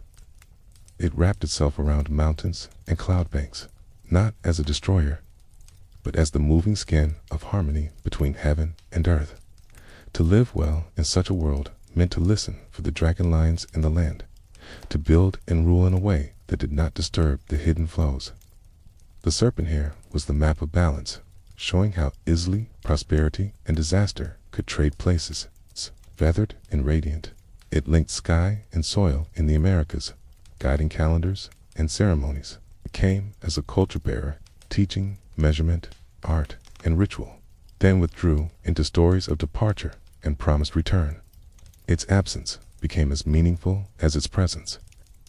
People remembered that wisdom can be lost, that teachers can be exiled, and that what is misused may retreat beneath the surface until a better time. In African landscapes, the serpent arched as a rainbow, slept in water that held ancestral memory, and shaped the lay of rivers and hills. It guarded thresholds between living and dead, between drought and abundance, between illness and healing. Communities learned to approach it with offerings, song, and caution.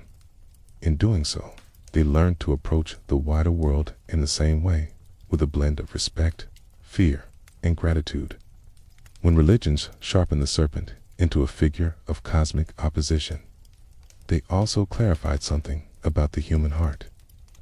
They saw that there is in each person an impulse that resists trust, that twists love into possession, that would rather rule small ruin than serve in a greater harmony. The serpent became the face of that impulse. To name it as an adversary was to admit that the danger did not come only from outside, but from the whisper that rose within. Still, even the fiercest dragon stories carried the old pattern. The monster guarded a hoard, a spring, or a gateway. The hero who faced it could not remain who he or she had been. Whether victorious or wounded unto death, the one who stepped into the lair crossed an inner threshold as well. The serpent enforced the price of growth, the surrender of comfort, illusion, and untested innocence. Alchemists and mystics pulled the serpent inward and upward. They drew it as a circle, swallowing its own tail, as twin serpents around a staff. as a dragon rising from blackened matter into light. For them, the enemy and the teacher were clearly one. Same inner force that could coil around fear and habit could also be given to the fire of transformation, returning as a new pattern of being. Modern science, with all its instruments, found serpents where no myth had yet looked. It saw their curve in the double helix of DNA, in neural pathways and signal waves, in the movement of fluids, in the spiral of galaxies. The old fear of snakes revealed itself in reaction times, measured in milliseconds, in inherited biases that placed serpentine shapes at the center of attention. The serpent had lived for ages at the edge of awareness. Now, it appeared in the foundations of life and mind. At the same time, ecology showed that serpents were not intruders but strands in the web of balance. They controlled populations, carried energy through food chains, and responded to environmental changes that humans barely noticed, harmed them carelessly, and other problems emerged elsewhere. The creature that once symbolized only threat turned out to be a quiet stabilizer. Once again, the symbol and the world echoed each other. What is feared and suppressed often holds a piece of the balance that has been forgotten. Psychology noticed that when people dream of snakes, dragons, or coiling patterns, they are often standing near a change. A relationship is evolving, a belief is cracking, a new desire is waking. The dream serpent may block the way, or it may guide, may bite, forcing an end to delay, or it may lie calmly beside a path, indicating that danger now can be walked with rather than fled. The meaning depends on how the dreamer meets it. In stories told on screens, pages, and glowing devices, the serpent continues to ask the same questions in new language. Will power be used to hoard or to protect? Will knowledge be grasped for status or received as responsibility? Will the depths of instinct be denied, indulged, or listened to with a patient, discerning ear? The dragon that speaks in a modern film is really the old serpent asking whether human beings are ready to know themselves. Even in the digital realm, where information slides invisibly from node to node, serpentine metaphors appear. Data flows in streams and currents, twisting through networks like unseen rivers. Malicious code hides and strikes like a snake. Beneficial algorithms move quietly in the background, regulating and adapting like invisible guardians. The old pattern repeats. Something powerful moves just out of sight, shaping experience in ways that feel both helpful and unsettling. The future will give the serpent new masks. It may appear in discussions of genetic editing, where the double helix is touched intentionally for the first time in history. It may speak through debates about artificial intelligence, where human beings face creations that mirror their own minds in unfamiliar forms. At every step, the old questions will remain beneath the new vocabulary. What are you really seeking? What price are you willing to pay? What will you become if you take this power into your hands? On the most intimate level, the serpent waits wherever a person senses that something in their life has reached a limit, coils at the moment when a habit no longer fits, when a belief feels too small, when an identity is tight like old skin. The fear that rises then is the same ancient fear that once flared at the rustle in the grass. Something is approaching that cannot be ignored. It may be pain, it may be insight, it may be both. To meet that moment consciously is to step into the oldest of all confrontations. The serpent within may say, protect yourself at any cost, cling to what you know, strike before you are hurt. Another voice, quieter, may say, this is a skin that no longer belongs to you, let it fall. Between those two voices, a choice unfolds that no story, no doctrine, and no science can make on behalf of the one who must decide. Perhaps that is why the serpent endures when so many other symbols fade. It asks nothing less than how you will relate to power, to fear, to knowledge, and to change. It will appear as an enemy as long as it is met only with denial or aggression. It will reveal itself as a teacher when it is approached with patience, clarity, and a willingness to see what lies beneath the first reaction. If you trace all the coils together, from riverbank to temple wall, from dragon lair to laboratory bench, from dream to screen, do you see that the serpent has been telling one long story in many tongues? The world is dangerous and beautiful. You are fragile and capable. Every threshold has a cost and a gift. You will shed many skins before your last breath, and each shedding will feel like the end before it feels like the beginning. So, the serpent remains, the oldest enemy at the edge of light, watching for carelessness and arrogance. It also remains the oldest teacher, circling patiently around wells of wisdom, around buried treasures, around the sleeping centers of the heart. When you next sense its presence, whether in a story, a dream, a sudden fear, or a quiet impulse to grow, you might remember how long it has walked beside your kind.